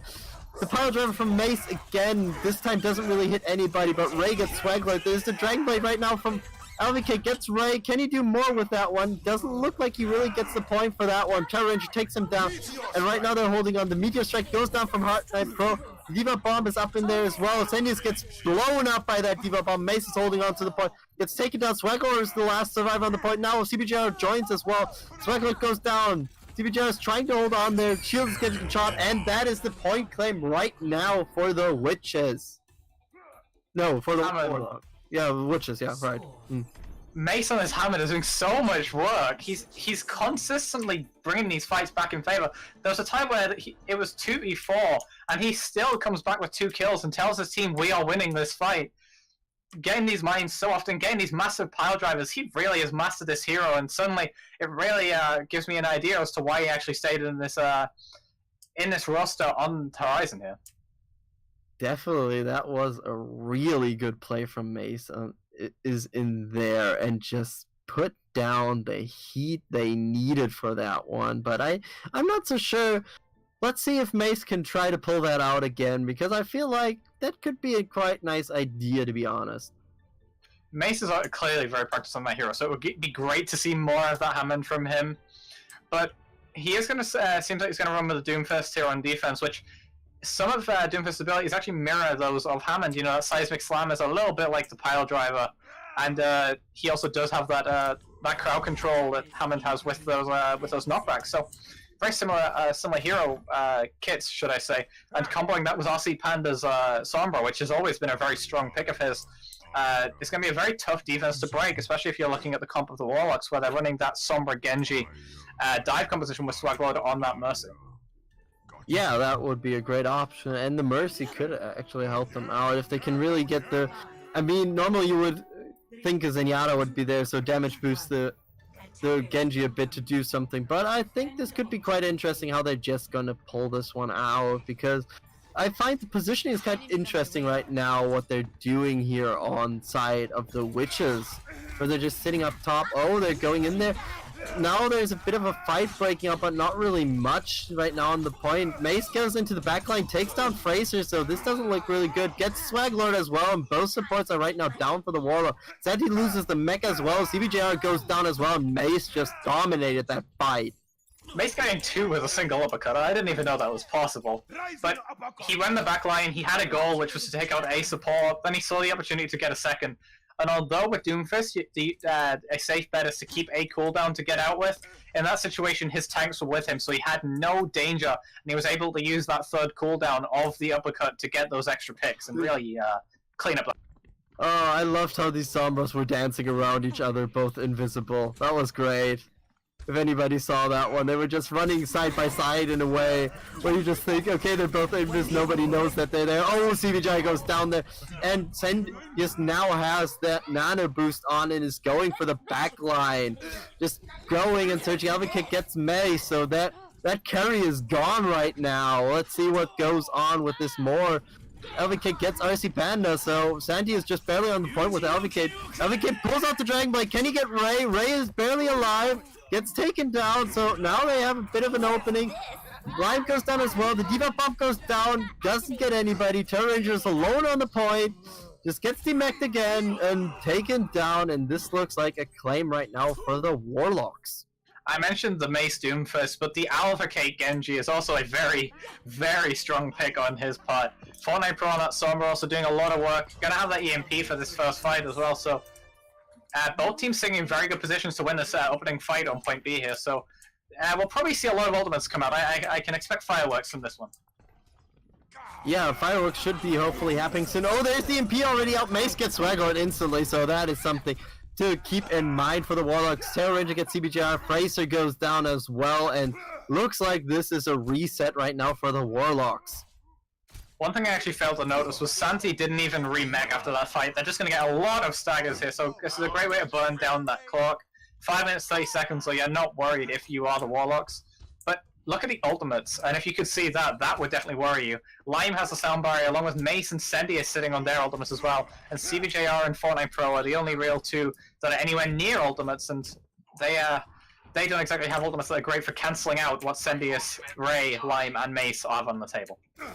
Yeah, definitely, that could be an option. They're running up top again. Sendius barely misses the cliff there, and now they're going in. So right now they're a bit of a spread fight. Terror Ranger is there. Now the EMP goes out. Fortnite Pro hit that one quite nicely, but unfortunately they didn't really have much follow-up. Sandy gets the mech for Terror Ranger.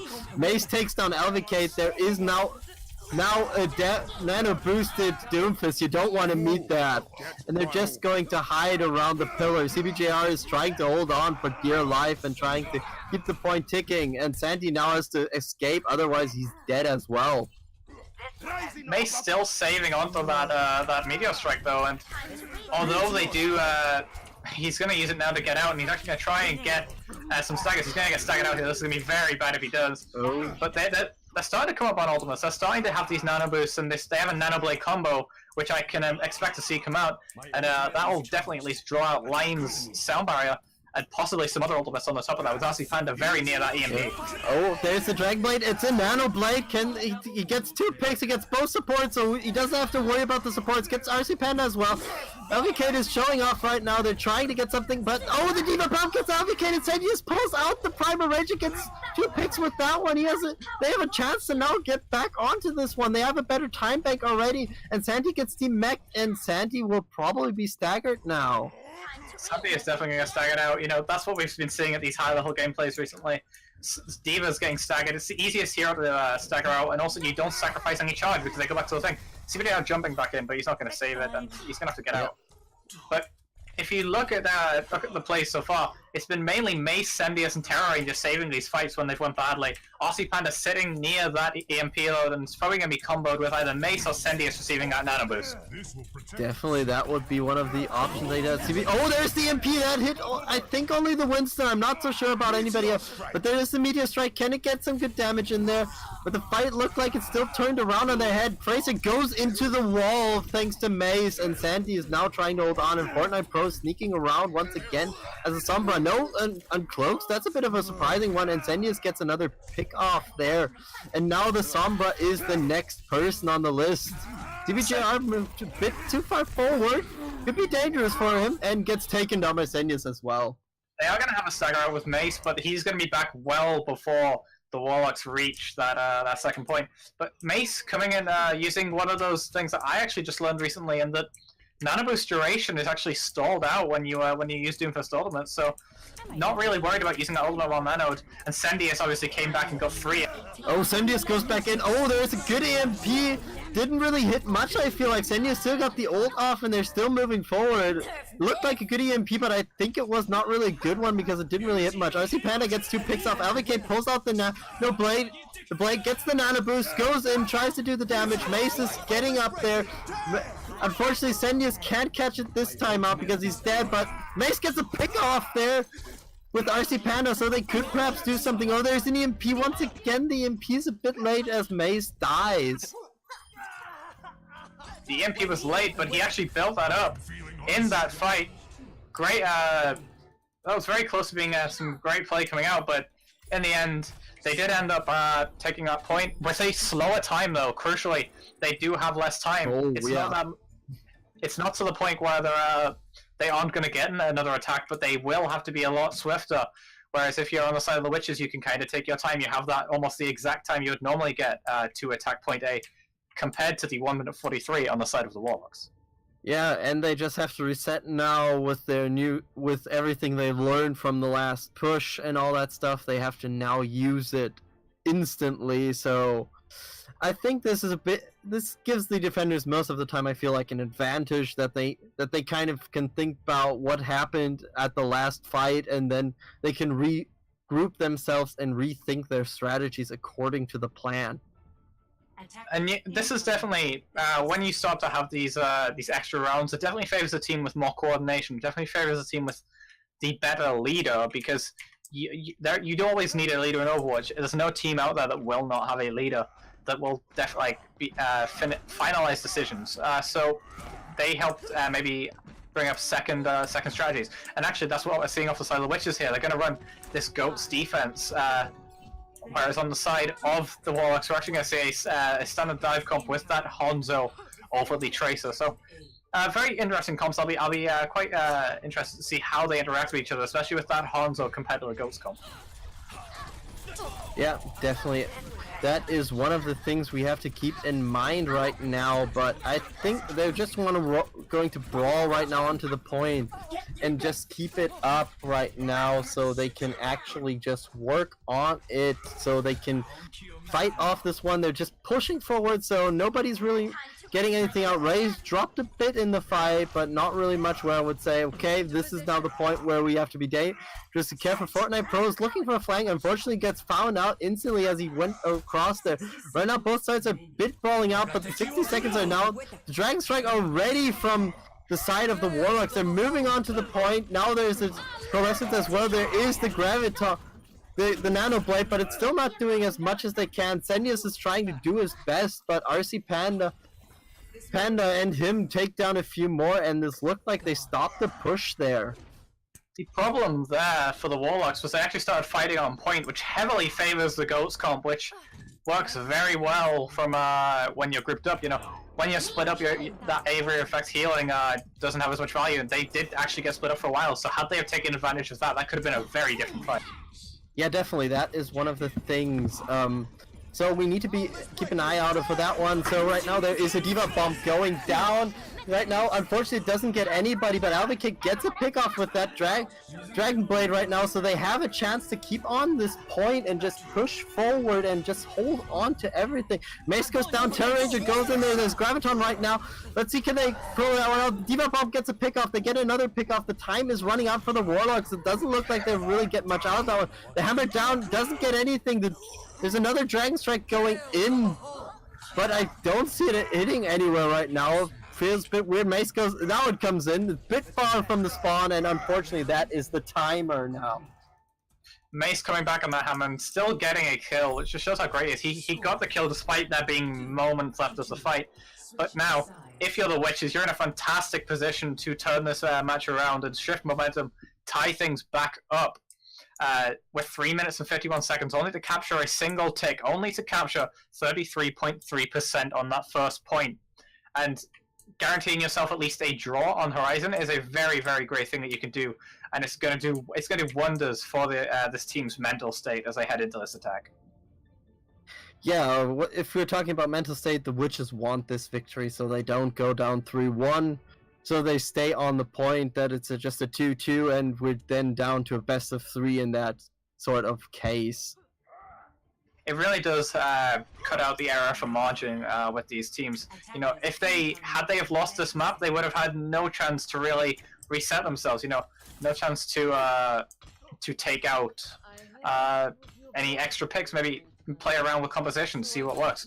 But after this, they can take it a bit easier on the maps. They don't have to really worry about the series being over in just a single map. Yeah, definitely that. We need just to keep a point up there, and let's see if they can just hold on to the point right now. As you see, only 33.3% required for them to take this map, and they're going to run this Symmetra that they actually run on Busan. They're going to teleport straight to point and force the Busan to fight.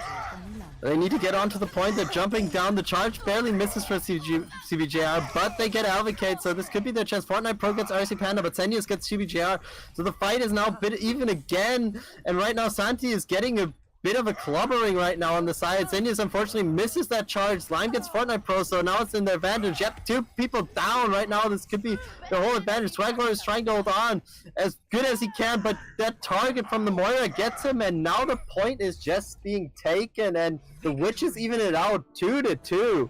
Taking the point in very, very quick succession.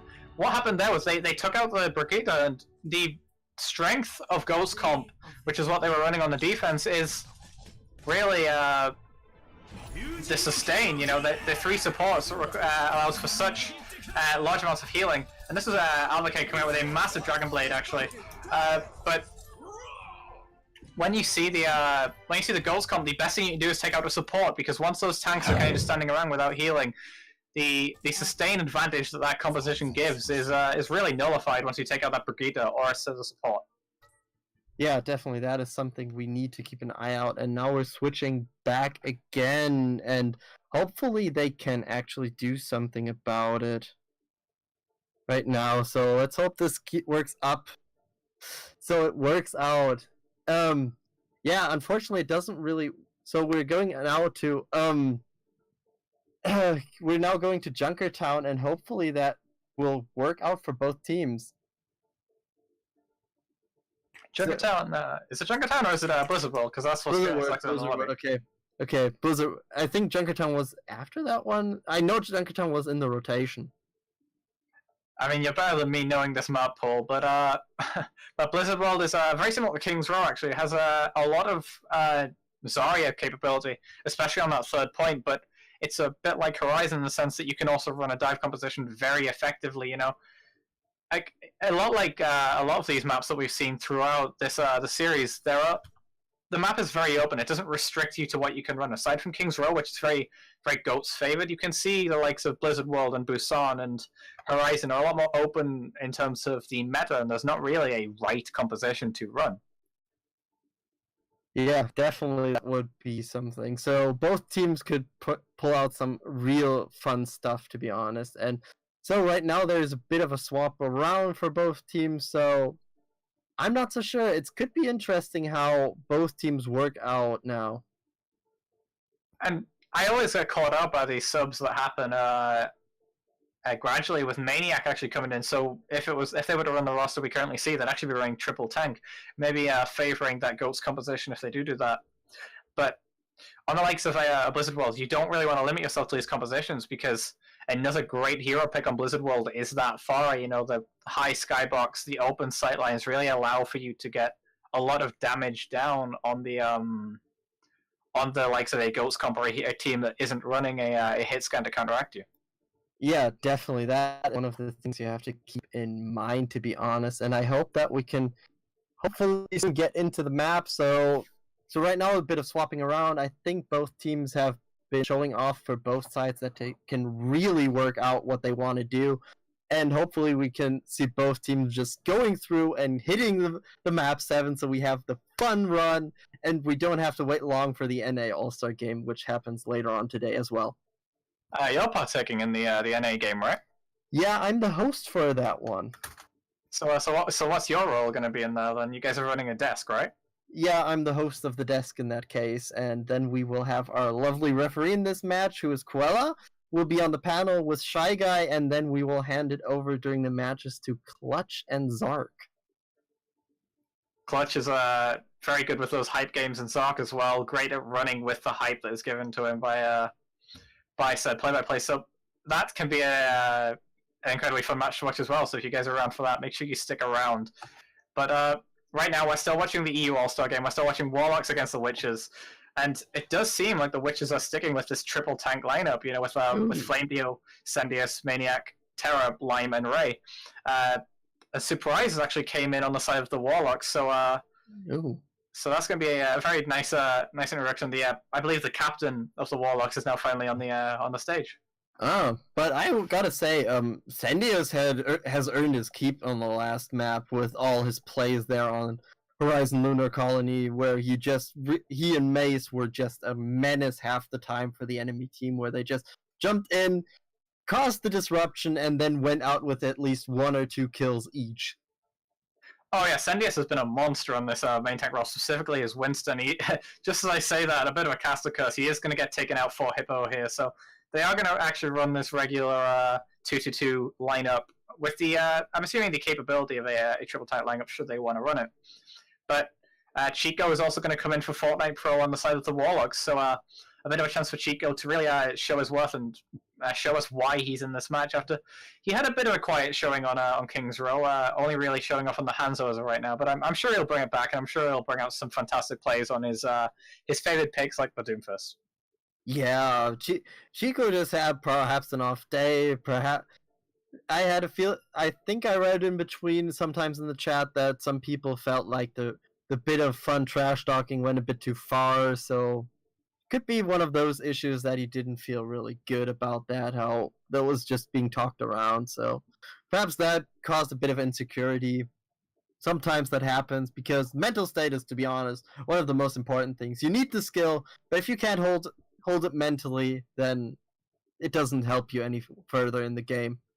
I would honestly say Overwatch is more about the mental state than it is actually about your mechanics. You know, I actually had a bit of a conundrum with Burnout the other week, and that I played so badly simply because I was so dedicated, like so trying to play the game so well. We're going to be moving into Blizzard World now, but what I was saying was Chico on this on that map, he was saying that the trash talking was maybe getting to him a bit, which I can understand, you know. But let's just tell him to never look at Twitch chat, because there can be some funny things going on in Twitch chat that you really have no control over.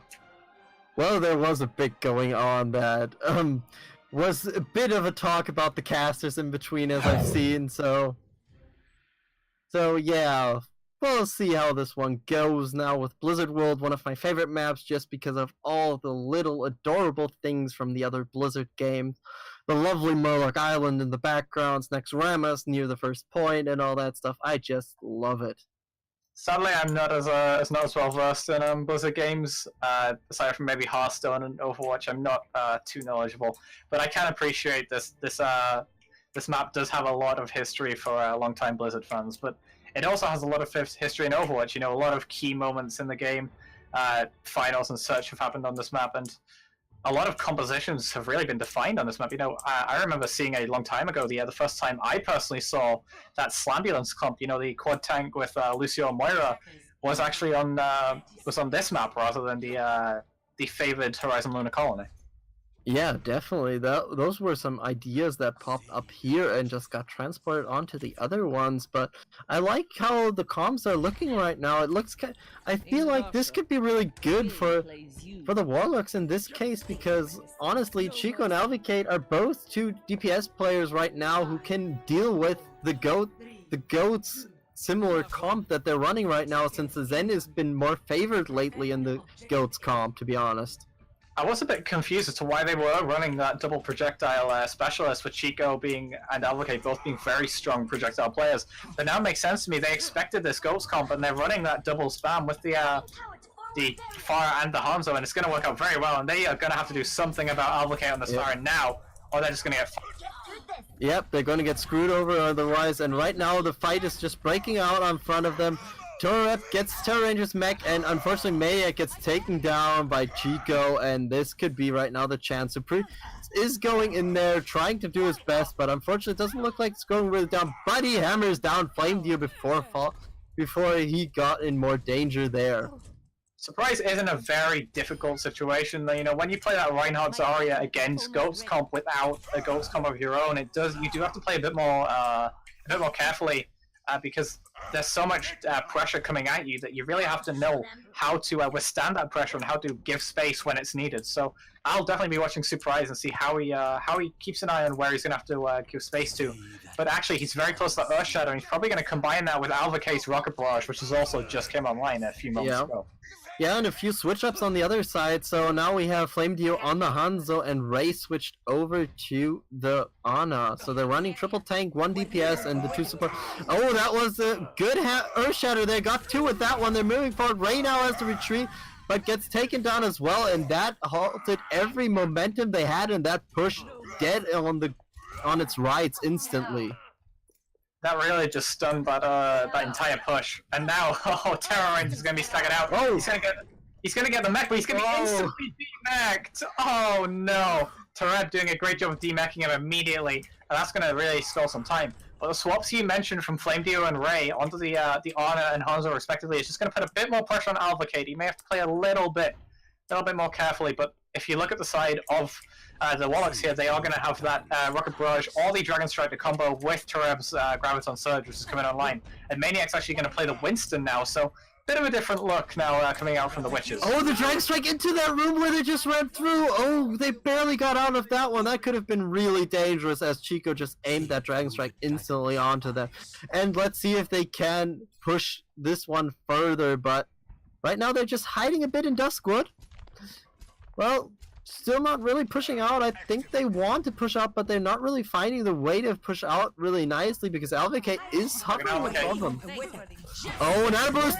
Justice goes out! Oh, 2 picked off instantly with that one, and that halts another push, I think. Oh, Ray gets a pick off there. They could find something with that one. Oh, get Alvacate as well. This could be a chance right now for them. Unfortunately, Maniac goes down, and that is the stop of this push. They need to get out now. They have to get out. They're gonna lose this fight either way, but they need to just get out and die as soon as possible. They only have 50 seconds to regroup and get back to this point. And if Lion gets staggered here along with Toadette, this is gonna be massive. Although Flame Dio and Headball are actually on the point. Yeah, they're getting onto the point. They're trying their best to do something with this one. And now it looks like the others are...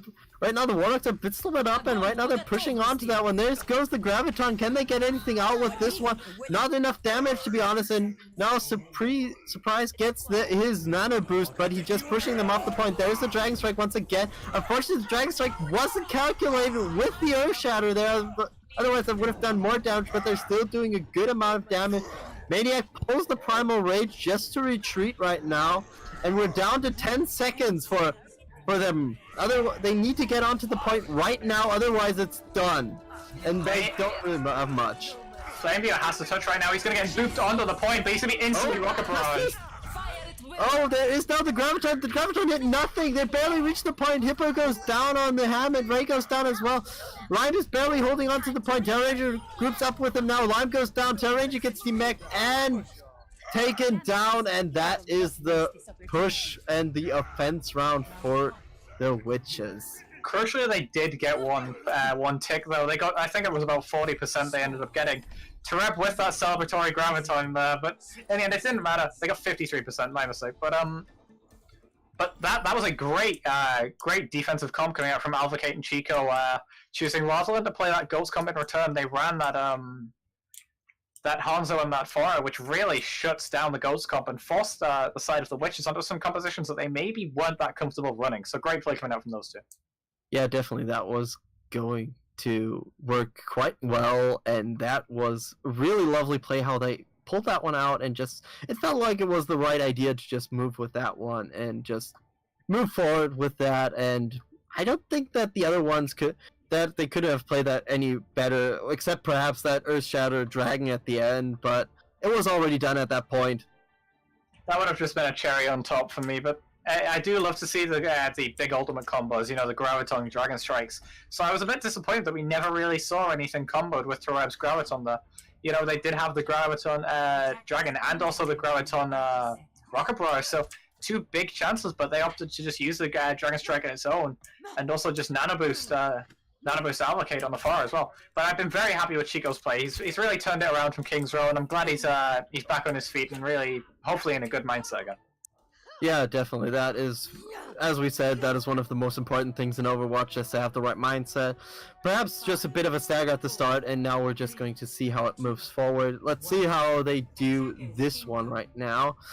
So right now, I think they have a bit of an advantage. They're going with the two projectile lineup again, so they really feel good with that. Oh, Surprise just has a bad moment there. Alvacate goes in.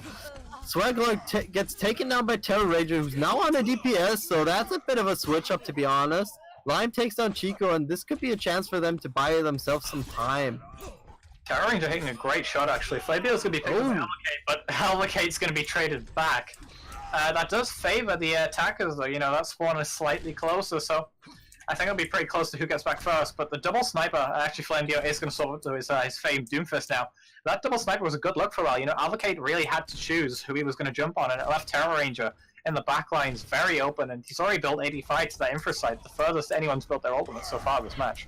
Yeah, oh, that's a nice drop down from the defending team, not to just get caught up there while going around Duskwood. So they're going behind Duskwood, now passing the tank. Can they really do something with this one? Oh, Surprise goes in there, just tries to go with the brawl with Manic. Both Reinhardts are just brawling out. Manic unfortunately misses the charge, gets charged into the wall. Hippo's barely holding on, but those are some pickoffs, and looks like they're getting some time. Ray goes down as well. Now the point is ticking against the Warlocks, the Witches. They are going to take this here very cleanly as well. Chico getting in the back line, doing a lot of disruption, taking out the Zenyatta. I'm not sure how close he was to Transcendence, but if that had came up, that would have really turned that fight around.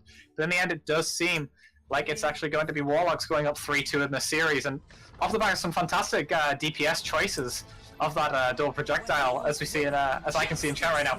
This is a great play though, hiding and very nearly getting the honor as well. So overall, top play coming out from both DPS, but both sides having a very strong showing in this match. Yeah, definitely. Both sides are showing off there quite nicely, so we can work that one out. And I think now the Witches are really on the point where they just have around and just hit everything off. There is no more chances they can leave out anymore.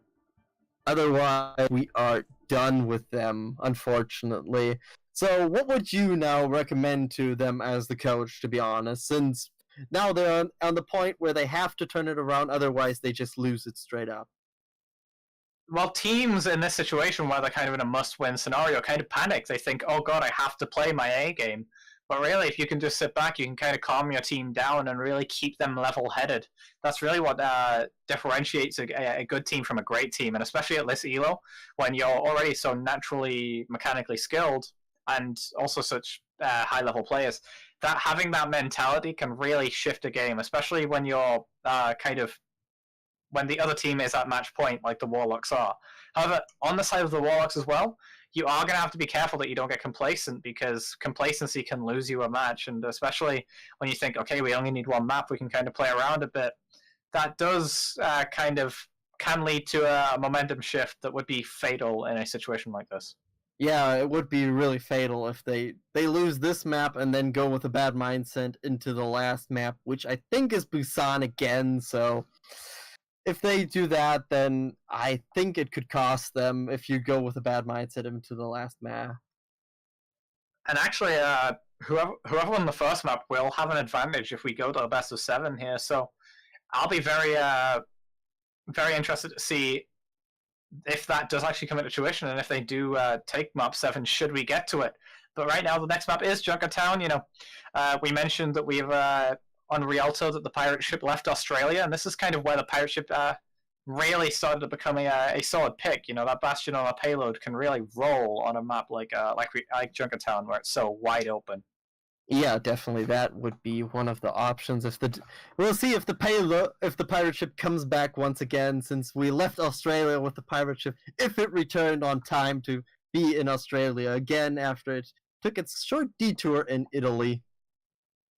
It's a bit of a long detour, if you ask me. You know, Australia is quite a difference from Italy, but another composition that I'll be expecting to see a lot of here, we've kind of seen it on a few maps, is that double sniper, If you think back to the Overwatch League Season 1 and Stage 2 and 3, when Junkertown really started to get introduced, we saw a lot more of this double sniper style, and this is the map where it originated from.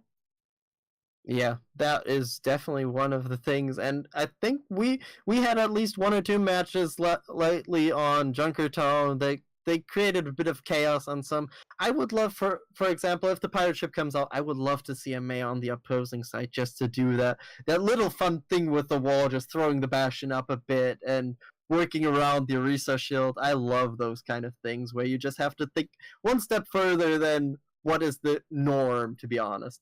Yeah, moving away from the default uses of abilities here, but you mentioned a Mei on the defense, and actually that takes me back to one of my favorite players, Ryu Jaehong, who is naturally a Ana specialist. And speaking of the Ana plays, Ray and Swaglord both have very strong performances on those heroes so far. So, although I have seen a lot of friendly healing nades, I would like to see a few more big biotic grenade, like anti-nades, cutting off the healing right at its source and really shutting down those here big tanky bodies before they can even be healed back up.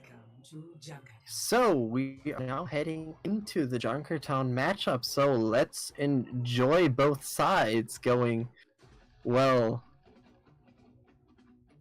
Hopefully we can see some guys going off on this map and we get to enjoy more of the fun side they have been showing off lately.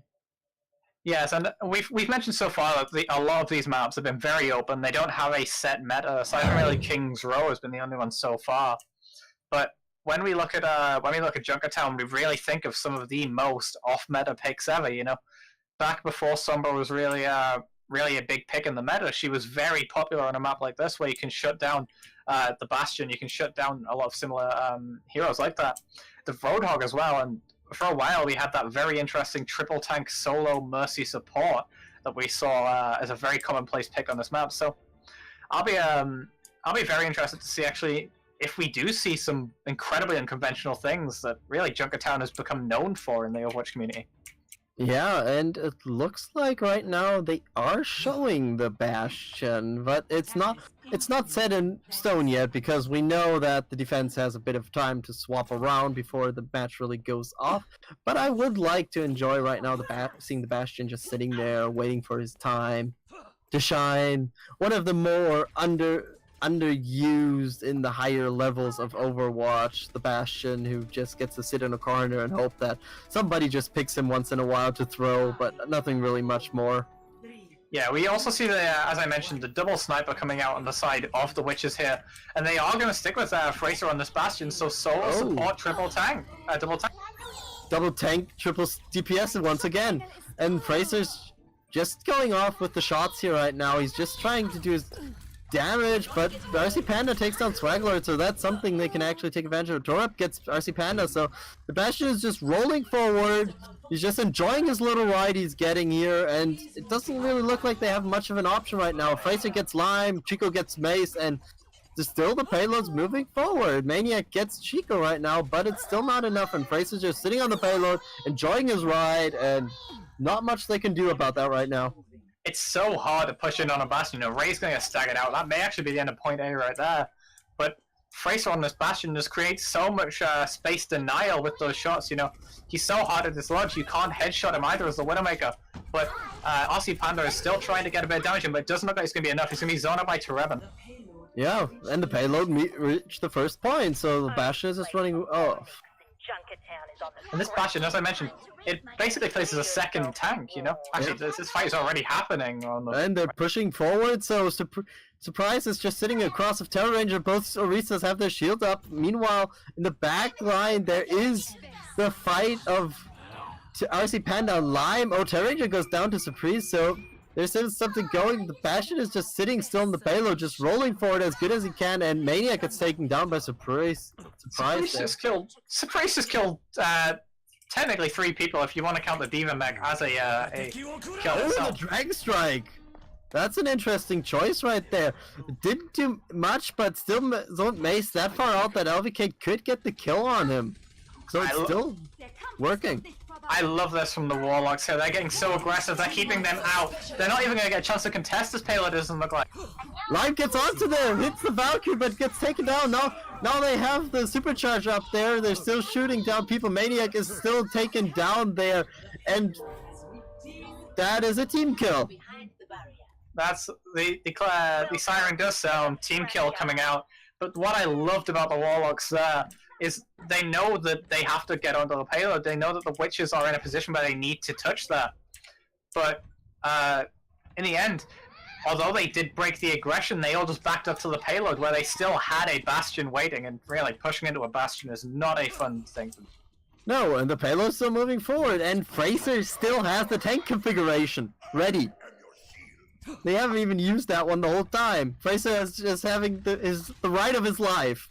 The best destroyer he could have. Why would he need to use it though? He's just been sat here putting out way more damage with that normal confederate. D-bomb's going to dislodge him. Okay, oh, that was a good Diva bomb. It got Fraser there. That was really good play. And Turip gets taken down, and this is now the chance for them to finally clean up. And another team killed siren goes off. But look at how long it took them to finally win a fight. You know, they currently still are sitting at 4 minutes and 44 seconds on that clock, and they really only had that have that transcendence that's really going to turn the game around. They do have Mace with the dragon strike, but really they're matched, and actually the ultimates are really not favoring them. Nope, they're not in any way, shape, or form favoring that. And right now we have a bit of a standoff. And there is a Dragon Strike going in. Does it get any damage out? No, Alenvil gets a kill on Ray, and the Diva Bump gets May, so unfortunately... And Maniac's mech as well, so that is a good ult right there that can take more advantage of that one. And still there is somebody holding onto the payload with RC Panda, but it doesn't help out that he's now got pushed off. And I think Fraser didn't even pull the tank configuration, just switched over. Yeah, Fraser didn't use it. Mace is on the Hammond now though, so we can expect some work from him. Oh, it's Terror Ranger with the nano boost in the back line, but still there's a transcendence going off on side of the witches right now, and they're still trying to do their best. They're claiming partly the point, and now they finally seem to have found their way how they want to hold this one. Lime being a very bloodthirsty support, picking off two. They're going very deep here. They're going to try and just get these staggers, get these kills, because they really need to burn this clock down. They're in a do-or-die situation. They have to win this map, and they're pulling out everything with Mace back on this Hammond that we've complimented a lot throughout this series. Yeah, that Hammond has been showing up. Oh, unfortunately the Pirate Driver didn't hit anybody, but it was a nice thought process they had there. But honestly, right now they're having a bit of a stand-up. Oh, Chico pulls out the Dragon Bite, jumps in. Oh, the MP goes out. Can they get anything with this one? But it was a nice Mines. Unfortunately, Mace goes down. Hammer down there as well. And Terror Ranger goes down as well. And the payload's moving forward right now. Payload is moving forward. I think this may actually be the end of the round, because Lime is not going to last long on that point. Mace is in there, jumps in there. Oh, instant sound barrier. So unfortunately for Mace, that damage was kind of negated in that phase. He's just running around, trying to buy some time, gets taken down. Terror Ranger is now onto the point. There is a Diva Bump instantly on the payload. The payload driving forward. Dragon Strike onto the point. Can't unfortunately really do much with that one, and it is the claim right now. But the Dragon Strike still got two people with that one. Alenvil actually went right between the two spawn doors, right against where the spawn would be, and fired it from that angle. So a different angle on that Dragon Strike really opened up that point. So, but this is not looking good for the Witches. You know, they have to capture the entirety of Junkertown now, and that wouldn't even secure them a 7th map here. That would just that would simply send them to extra rounds on Junkertown. They have to win this map. Remember, we are a 3-2 situation in a best of 7. So if Warlocks take this map, it will be 4-2 and the end of the game. Yeah, and I don't think anybody wants it to end right now. So we are all hoping for that miracle run right now from the Witches, to be honest. And if we look at the side of the Witches as well, they are going to seem to pull out a very similar composition to what was run by the Warlocks on attack, but swapping out that Diva for the preferred the preferred Roadhog, should I say, not Junkrat. Junkrat being Roadhog's partner in crime. But on the side of the defense here, we have the Doomfist Genji that we've seen a fair few times in the series, and if I recall, it hasn't actually worked out that well. So we'll see how this works with Surprise and Toadette matching the tank layout as of now. Yeah, I think the Doomfist and the Genji have to be careful. The Genji has a chance to kill the Bastion with the deflect, but otherwise he needs to be careful because that Bastion can still pump a huge amount of damage into you. Deflect obviously limited with the amount of damage it can actually reflect, but not the amount of damage, but also the amount of time it can reflect for. Whereas Bastion does not have a limit. Bastion can keep firing even after Genji deflect goes down. So they're going to try and hold this high ground, which is really the best place you can be, but you don't want to be there for too long, especially with this Bastion just firing damage into your Interesting that Alpha Kate waited that long on top of the tower, but they got 2 picks off instantly that dive DPS do, and now Lime is in a bit of a iffy situation with everybody around him from the enemy team, and Lime gets taken down. That pirate ship ran into the ground pretty quickly. Mace is going to immediately swap onto this Sombra now, and Lime's going to make a swap onto the Zenyatta, which you really need here. You need enough damage to burst down these tanks, so just holding the car where it is, and he's going to find Swaggle. Oh yeah, that is a chance. Mace gets Chico, so they're buying themselves some time now with the swaps around. So Torp unfortunately misses that hook, and they're just pushing in the damage. Both misses the hook. RC Panda gets surprise, and Alvicate is taking RC Panda down for that one. But still, the payload's moving forward, and this is what the witches need to have the payload just moving forward. No stops are allowed right now. Oh, Torp gets a good hook on Maniac, but unfortunately they can't do much with that one. That was a good heal nade on the team. Chico is in there. There's now Alvicate with the Nano Boost. Pulls out the blade now. Gets a pick on Lime before he really gets the blade out. Ray goes down as well. Terror Ranger looks like he will follow soon, but barely holds on there, but is now surrounded and taken down. Terror Ranger staying alive with Fortify, but maybe it was actually a bit of a curse. Maniac's gonna get staggered out here. There's no way he survives. And that's gonna be brutal. Look at the clock. It's already down 2 minutes from the start of this match, and the ultimates are not looking good for the side of Witches here. They have the ultimate advantage in terms of numbers, but Chico's been slapped in the back. He got taken down. That was quite fast, to be honest. Oh, that was sad for him there. And now the shield goes up.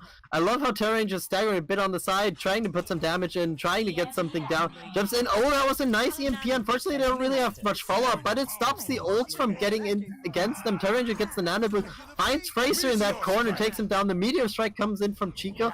Can he get somebody down? He gets RC Panda, and does he get a second one? He's trying to find Lime with the Lucia, but doesn't really do much, and now they found Chico and take him down, and now the payload can move forward. They've gotten these picks, and Advocate is really just there to try and put a bit of pressure, but he's going to be hacked out as well. He's going to be taken down very late. It's also so Swaglet, it seems like. But really, the ultimates are still not favoring the attackers here. They're coming up on the sound barrier, and they're quite near a Primal Rage, but they already have the sound barrier on the opposing team, along with Advocate being very close to a lethal drop. Definitely, that could be really lethal right now. And Maniac got back into the mech, so that's another win for them. He was on the mech quite a long time.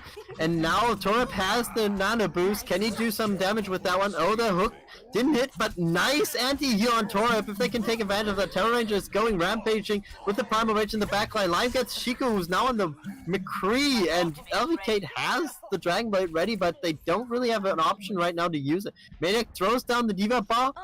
Doesn't really get anything with that one, but he buys his team some time, which they apparently need desperately. Otherwise, they are just done with this matchup right now. Right now, Torp is just getting pressured, so that was a good pickup from Manic, and right now the pace is just going in favor of the Chico gets a good pickup, so LVK, Fraser, and Torp have ults now, while RC Panda, Maze, Slime, and Ray have ults as well. Oh, LVK jumps in with the Dragon Blade, pulls it off, tries to take down Lime. Oh, the MP goes out as well, so there's no follow-up anywhere. LVK gets a good pick off there, but not much else, and they stop the push in its tracks right now. But Terror Ranger jumps in. Can he find LVK with that one? He gets a Nano Boost, so he's tickling them quite hard right now. Chico tried to get the Hainu, didn't get much out of that one, is pressured back. Right now, Terror Ranger is holding on. Torp is trying to hold out, but the payload hits the point, and now there's 3 minutes 40 left on the clock for the Witches. That EMP was so clutch from Mace. You know, they used the sound barrier. They kind of forgot the Sombra existed, I can guess. But Fraser used that sound barrier to try and keep the Genji alive during the Dragon Blade. but the EMP actually cancels out shields if you didn't know, so those shields will immediately drop, and Swaggle's gonna be staggered out here, so this is a great position to be in for the win. For the Witches, definitely. That is one of their options they really need to work on. RC Panda doing his worst, taking down Surprise as well. That is a good option, but Chico says, RC Panda, you've done enough. Sit down. Chico doing work right now in this Hanzo. He's really shutting down his pushes single-handedly, especially that most previous one. Alvocate something with a Tracer though, so he wants to put a bit more pressure on Terror Ranger, I think, and the backline of the Witches a bit more solo. But look at the Witches' ultimates. They have the Primal Rage, they have the Diva Bomb, they have that Pulse Bomb. They're incredibly close to the EMP as well, so this would be a very good position to be in. Yeah, oh, there was an Earth Shadow. Unfortunately, it didn't do as much as I think they wanted it to, but right now the fight is just blowing on. Terror Ranger jumps into the backline. Lucio barely escapes. The Primal Rage gets pulsed out. Surprise gets RC Panda. Terror Ranger gets Chico. There's a Rampage of Monkey still going around. There is now the EMP as well. The payload's still moving forward because Ray's staying close to the payload. Swagglord goes down as well. Toadette's holding on, but Lime gets a few kills off of that fight, and they're just moving forward with the payload.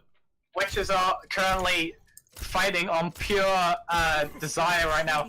They are so close to losing this match. They really need to capture this point very soon. And the Demons are trying. Oh, unfortunately, it doesn't get anybody. Surprise switch now around. There's now Dragon Strike onto the payload, so they have a bit of an advantage. 2 Nano Boost, but Surprise says to the Ana, no, you have the Nano Boost. That's all you get. Terror Ranger gets a kill off of there, but it's a bit of an iffy situation. 3-3, Maniac goes down, Chico gets Terror Ranger, and now the push gets stopped. But it's still not done for the Witches. They still have hope and the chances to win this one. I said they have to capture this payload soon, but they also need to take their time. They need to sit back, they need to not worry about using up a bit of time to maybe reset and switch up their composition if they need it. Or they are nearing that Primal Rage and Sound Barrier and the Pulse Bomb to match Advocate. Yeah, Terror Ranger goes in there fighting right off now, so the Brigitte is in there. Fraser stuns up Terror Ranger, barely survives. Surprise loses a lot of health with that one. There's a Graviton right now. RC Panda is a bit of a trap. They're doing a good amount of damage. The Pulse Bomb took down Maniac, so right now it looks like the Warlocks are stabilizing, unfortunately for the Witches right now, and right now Terror Ranger has to get out of there because they only have 1 minute left on the clock, but Ray is taken down, and this feels really bad for them. Crucially, Terror Ranger using that Primal Rage, and Lime still has a Sound Barrier, but all they really have is the EMP Sound Barrier and Pulse Bomb. And meanwhile, they're fighting into a Dragon Strike, they're fighting into a Doom Fist, and they're fighting into a Rally and Nano Boost. So this is not good. But Chico's gonna be picked off early, so this is a very good opportunity. Now they need to take everything they have. They just have only one thing left to do. They need to end this one instantly. So Mace goes in, hits the MP. Now they're just jumping in. The Dragon Strike comes out, but unfortunately it doesn't really hit. They need to dodge the Dragon Strike, just stay on the payload in some way. Right now, Fraser is now trying to do the Brigitte things, just stunning people up, welcoming them to overstun. Toadette goes down to Terror Ranger. Right now the fight's going on. Fraser's holding on as good as he can as a Brigitte, as you can do as a Brigitte. The Diva Bomb goes out, gets 2! This is another chance. Chico gets the Nano Boost. They need to take down Chico instantly. This is really close. The overtime fuse is running. Chico's still holding on with the shield. Torip is now on to the point with the shield as the Zarya. They need to take him down. Push him off. Get the point, and we go into another round for both sides. Wow, that Diva Bomb coming out from Maniac may have just kept them in this series, picking up the Brigida and the Lucio, I believe. So, wow, this match has been so back and forth, and really, the Witches have came up right when it mattered. That pick onto Chico may have been what won them that fight. You know, he was coming back. He ended up having to fire his Dragon Strike from spawn, and it didn't do enough. Whereas had he been alive, maybe that could have been a different story. But that's an if, and that's not what's happening right now. Right now, we're going into extra rounds. But look at the time banks: 3 minutes 26 on the side of Warlocks, and they simply have to pull in a defense on the against the side of Witches, who only have a minute on Junkertown. Yeah, and I think the Witches will not do the same thing they did last time, where they try out the Bastion, because that failed so miserably, and I think it cost them almost a minute on that one. But as I say that, they are going to go... No, they're not going. The Warlocks are not going with the Bastion. It looked like they wanted to pull out a Bastion, but they're not doing that right now. However, the Warlocks are expecting it. They're running this Reaper and this Hanzo with the Rein Zarya, a lot more mobile damage, a lot mobile shields as well from the Reinhardt. So they've anticipated this Bastion, and I have a feeling that actually, if the witches do run this, they may have a bit of an advantage with this this better sustain from the Moira Lucio and yeah, Mace is going. So they're going around, now the ball starts, Mace got anti-healed, so that is a bad thing for a Reaper. So Priest gets Terror Ranger, so that could be an opening. Oh, this fight doesn't look good right now for the Witches, they're getting spawn camped, unfortunate for them. They had so much hope and dreams and they just instantly get spawn camped and manhandled there. That was a very, very bad situation to be in. Mace is going to now swap over to the Symmetra with our Sea Panda on the Bastion. This really is last gasp stuff, dude. They're coming down to the wire, and it's 22 seconds of possibly this entire match left. If they get held right here, there won't be much of an attack. Oh, that teleport was really nice. On top of the roof, they get the payload moving. Can they do something with this right now? So I don't know if they really know what's hitting them right now, but it looks interesting how they're playing this one out. And Terror Ranger gets LVK'd, so this is still, the hope is still there for them. And right now they're not going to give in to despair. Torip is getting pushed back, unfortunately. Oh, there is a Dragon Strike now onto the payload, but unfortunately they can still move around. Chico is now under pressure by Mace, and Mace takes down Chico, and the payload still moving forward. Mace on the Symmetra doing work. 73% of that photon barrier, and their aim there was to set up a pirate ship, which usually doesn't work after you actually leave the spawn. But right now, the Warlocks are doing exactly what they need to. They're grouping up, they're getting ready to have a final contest at the end of point B, and they're not giving us up without a fight. And now they're jumping down. Oh, there's the nano% surprise, but he got anti-healed as well, so he gets a lot of damage put onto him. Terror Ranger takes down Torp. There's a hammer. There's the Earth Shatter. Oh, there's an even better Earth Shatter from Terror Ranger. It helps them more. The photo shield goes up to... Chico is on the wrong side of the photon shield right now as is Alphicate. That is not good for them. And they're still moving forward. They're still trying to contest, but this looks like Lime is holding on for dear life. Swagler gets taken down. That photon barrier was so deadly and so important, and they get the first point. So they're doing the most they can with this overtime right now. Rail that Hammond just trying to get back with that mobility. But, oh, that photon barrier was so huge. Chico was behind them getting pickoffs, and he was getting ready to take out Lime. But the photon barrier came in, and Chico was kind of left there without an ability to do damage. And Alvacade, also behind on that Junkrat, was left without any damage to do either. And although Terror Ranger was slept, he was woken up just in time to get that hammer down and save his team from defeat in this match. Definitely, and this now it's really just an open game. Now it's just they got what they needed, and now they're just playing with already happened real estate. And right now, Surprise gets a kill, Bracer gets a kill, Mace gets Torip. This could be a chance. There is another Dragon Strike going in. This is now a dangerous position. The Riptide takes down 2, and this is the hold right now for the Warlocks. That's a respectable push for the minute they had. They making it under the bridge on point B, a very respectable push, as I said, but they do have to hold prior to that for 3 minutes and 26 seconds, which is going to be a tough ask for any team. But I believe that with the strategies that they pulled out and how great they've been in such dire situations, they actually may be in with a shot of taking this to a map 7. Yeah, that is definitely an option, and I would love to see that map 7 going down. But we still have the 3 minutes and 26 seconds left on the side of the Warlocks. Yeah, that's a very large time bank, even for a first point attack. But look at the attack right now. They're showing the Sombra and the Hanzo, along with Tereb, maybe showing that that McCree. I doubt we will see that. But Fraser, we could expect to see this Bastion. He did show it on the first attack. He did also have Swaggled on that Mercy with him. So if Tereb does swap over to a Roadhog or a Diva here, this could well be a mirror attack from their first round pushes. Definitely, that could be an option, but honestly, I love how this one is going right now. Oh, we have a bit of a pause? Don't know what's going on. Okay. Well, that was weird. Anyway, let's move forward with the fun times now. So they go with Pirate Ship, and let's see, Chico is scouting out as the Sombra. Barely didn't get caught. Doesn't matter anyway, but hey, let's keep going. Surprises, but they're trying to spawn camp them. Interesting idea, actually. I would have thought perhaps even putting a Bastion on the side could have worked for him. Alenvil gets a good pick off on RC Panda. Chico gets rezzed up after he got taken down, and right now they're still controlling the point as good as they can. The shield is barely up outside of the spawn room, but right now the witches are desperately just trying to hold them in that spawn room. I love this from the witches right now. They know that they have a limited amount of distance on the payload, and they're holding them. They're going to get an extra fight on point B here, and they also have the Ghost comp, which is so great at fighting like this. LVK goes in with the Reaper. I think he could do quite a amount of damage, but he can't really do much. Surprise is the only person who's really going out there and trying to start fights off right now. And they're still spawn camping them. I don't know what's going on anymore, to be honest.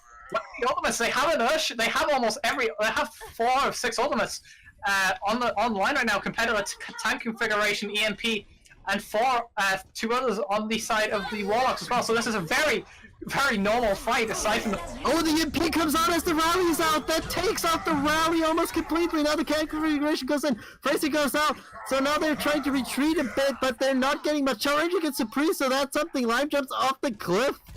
And still, the fight is still going on in a weird way. The Coalescence goes out for Ray. The Bastion gets taken down. They're still holding on. That Earthshatter gets 2. This is their chance to keep holding on to this thing. Swallowlord is a bit safe right now as the Mercy. This is such a great tactic. They're burning this clock down. They're very nearly to the point of huge Riptide. That is their chance right now. Earthshatter gets 2 with that one. They get a kill off on Lime with that one. But still, the witches are holding on barely. They're holding on with the skin of their teeth.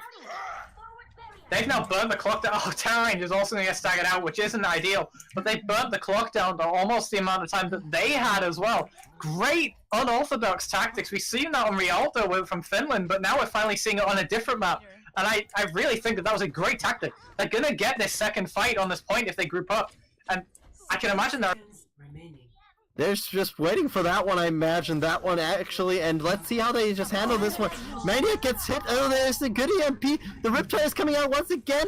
The Riptide gets maced there. This could be their chance, really. Surprise gets a pick off there. Toadette gets a pick off. LVK gets a pick off. They just need to get out of there and let the stagger be gone, because they can hold on the bridge and they don't get that much time on the clock again. They need to reset right now. They need to group up. They don't need to go in. They've lost this point, but they have this defense on the second point. This is why it was an admirable hold, because now they only have half a minute to really take this point. And Mace is on the maze. Yeah. Exactly, that is one of the things that we have to keep an eye on. Now we have a Mei in the game as well. We have a Diva Bump, we have a Graviton Surge, we have the Coalescence, we have the Sound Barrier. We see so many ults going up right now. Let's hope that they can really take advantage of this one. I know as a caster I'm supposed to be unbiased, but I am rooting for Witches right now just to get this. Graviton, where's the Diva Bump?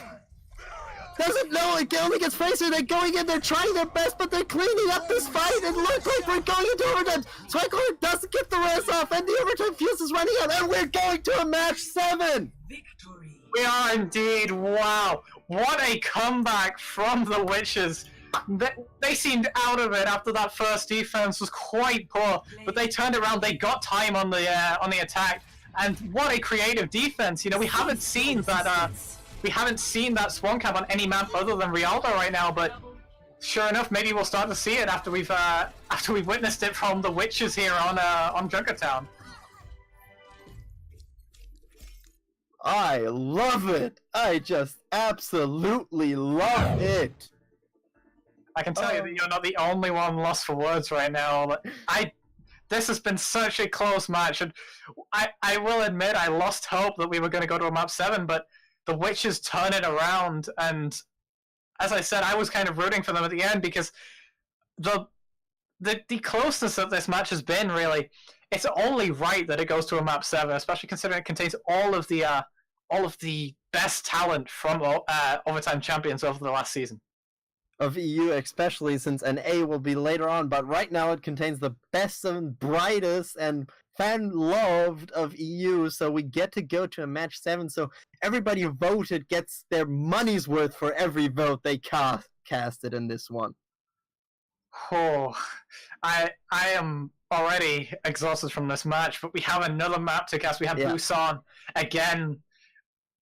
So as we mentioned earlier, it seems like my camera's died there, but we do have a situation where it's the same map as we started on. So, as we mentioned, it's a very wide open map. I wonder if these same compositions as we did the first round, or if we're going to see different rosters coming in to try and maybe switch things up and turn those all around from the first map.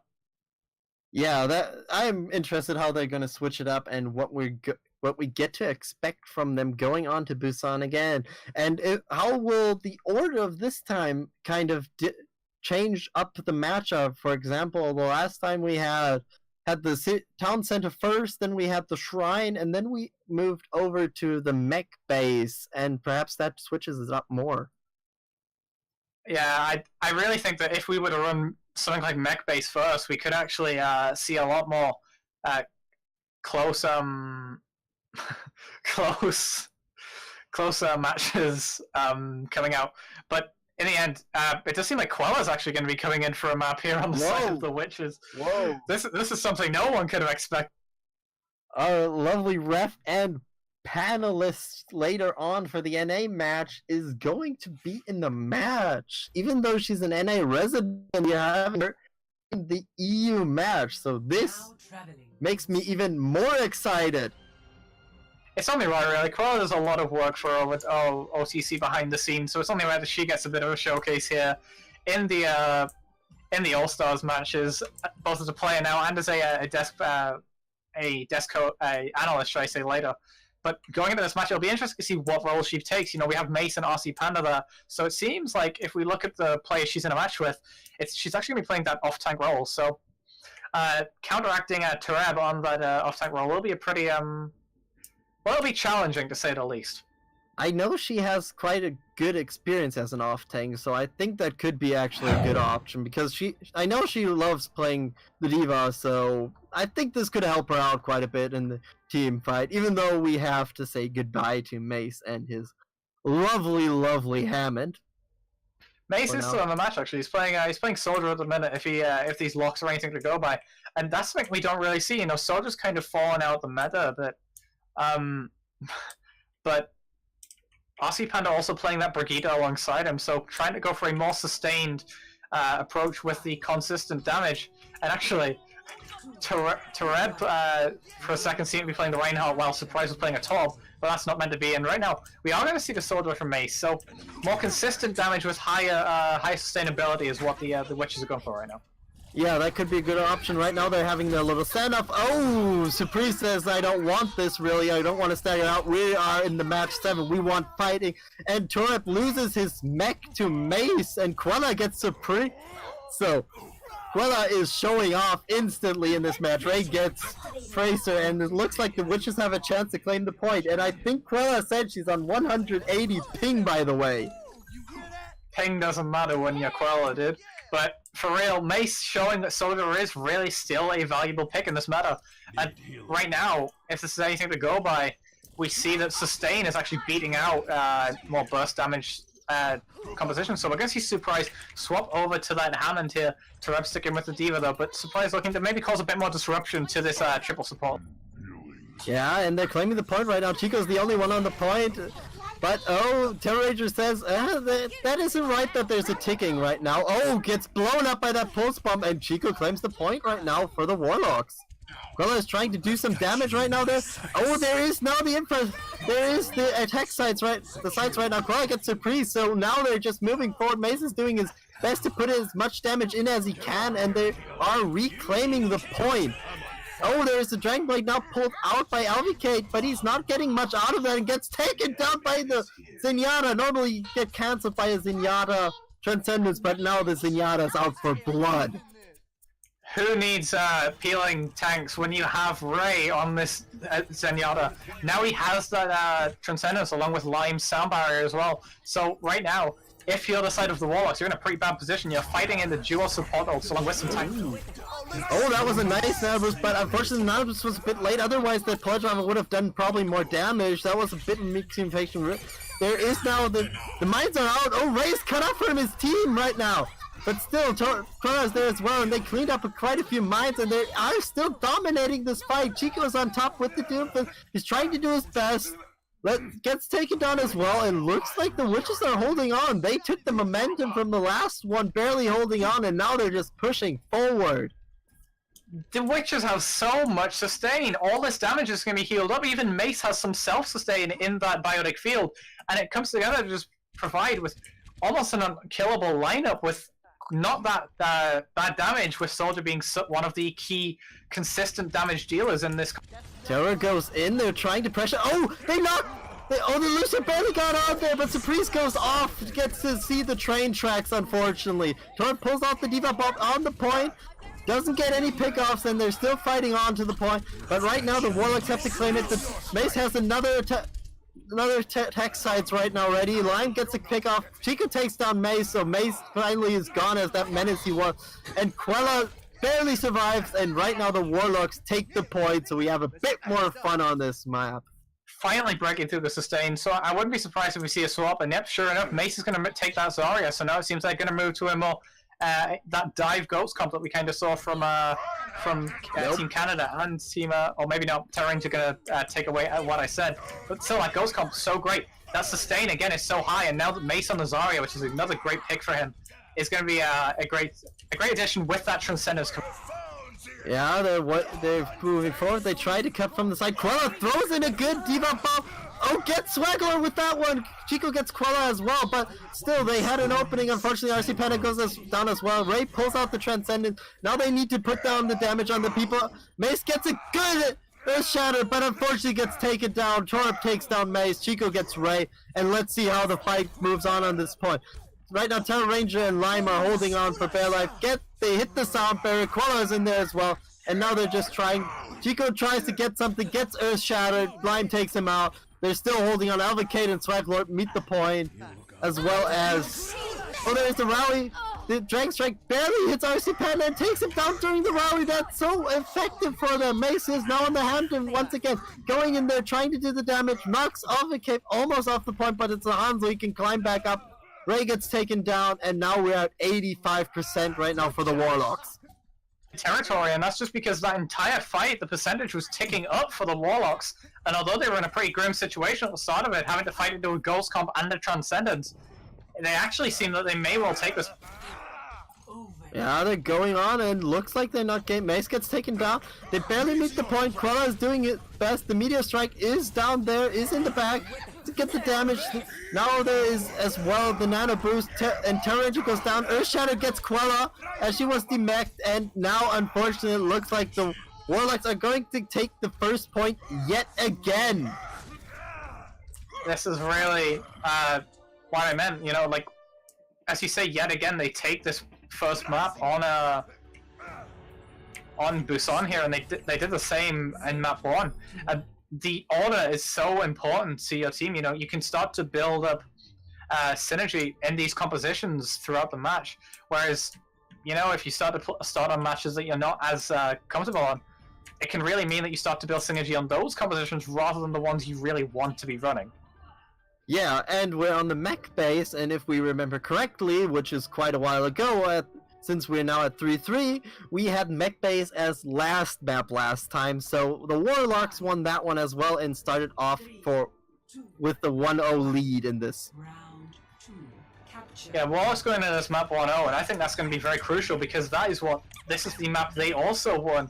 So really, if you're Witches, you're fighting an uphill battle here, and they're going to use Mace's Hammer as a cornerstone. Yeah, that is a quite good idea. I think that was the best idea they could have. Quella. So they're going with the Ghost Comp with the Hammett in there. I find it kind of interesting. They're getting pressured back quite a bit, but they still have time because the point isn't unlocked yet. But right now the Witches are buying themselves some time, and now they're just capturing this off. So they get a bit of a percentage for the start. Terra Ranger jumps in, gets knocked out instantly against Surprise, gets a charge, unfortunately misses everybody. They're going in, and they're just moving forward. Quella gets slept in the corner. Right now they're still fighting off. Surprise gets taken down by Mace. Mace is showing off on this Hammett once again. Chico gets Ray on his favorite pick. And just see how this one keeps moving forward right now. Terra Ranger is putting some pressure. Fraser gets Quella's mech, so that's something they have to be careful about.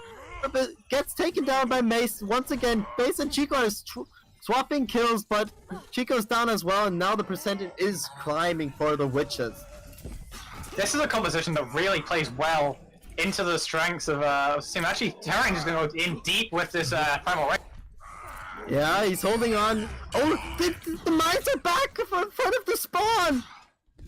This is really a good zoning ult there! Mace did the right thing! That's going to shut them down for a long time, actually. They're getting started destroying, but this composition, as I was saying, plays very well into the strengths of this team. Quella, obviously a very competent D.Va player, and Terra Ranger has been doing work on that Winston, and we've mentioned Mace is Hammond all season. Mace is in the backline once again. There is now a nano boost on Alvicade, who pulled out the Dragon Blade. He hasn't gotten anything with it yet. The point is ticking away because Chico and Alvicade just moved on to the point. Alvicade got one kill, Quella got a kill with that one, but unfortunately they split a bit up and they're paying the price right now for that one, the Warlock. Chico gets stunned mid-air, barely gets his Mirror Shatter, hits Mace and Quella, but unfortunately it doesn't look like it's doing what they want. RC Panda gets Surprise, and Chico now has to clean up the point with Alvicade together. The DPS now have to pull their own weight, including the team, but unfortunately Chico can't do it right now because he's dead. Alvicade is still alive, holding on, getting pressured out now. He has to be careful. He jumps around right now with the mines down and gets taken down as well, and now we're at 70% for the Witches. Oh! What a play from Reese right there! Terra Ranger was slapped on the high ground. Surprise already pinned him back into his team, but Mace knocked Surprise out of the way. Great play from the Hammond, using that kit to its full potential to save his team.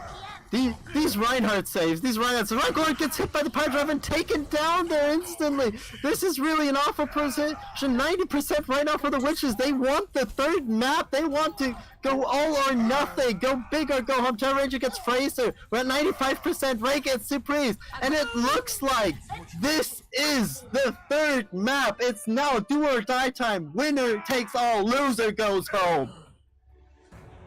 This is really now down to the wire right now. All we need is for this map to go to a 99-99 scenario, and we really will go the distance here in the OTC EU Season 6 All-Stars match.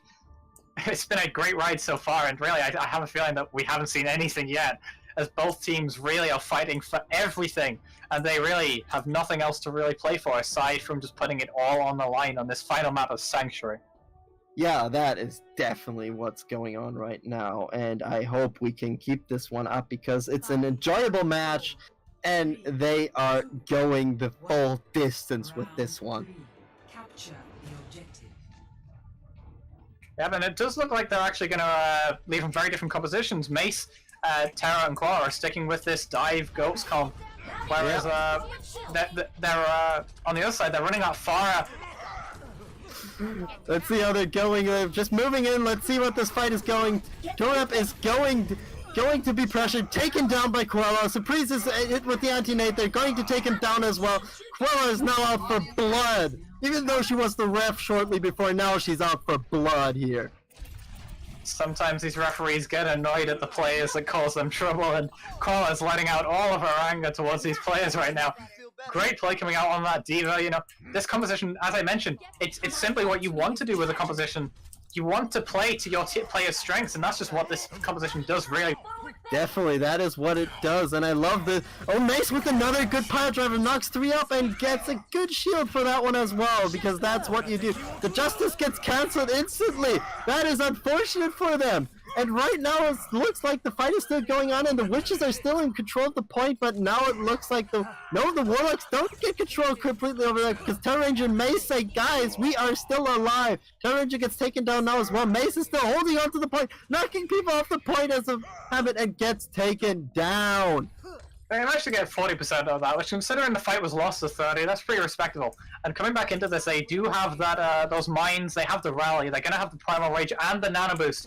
However, on the other side, they are fighting into a Valkyrie, a Coalescence, and an Earth Shatter, along with not being too far from that Dragon Strike Gravity. Mace, the mind drop!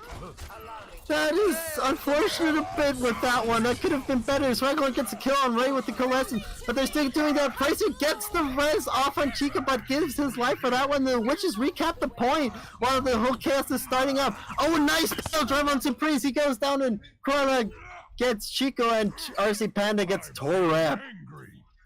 again, as I say, all of these heroes that they're playing right now seem to be comfort picks.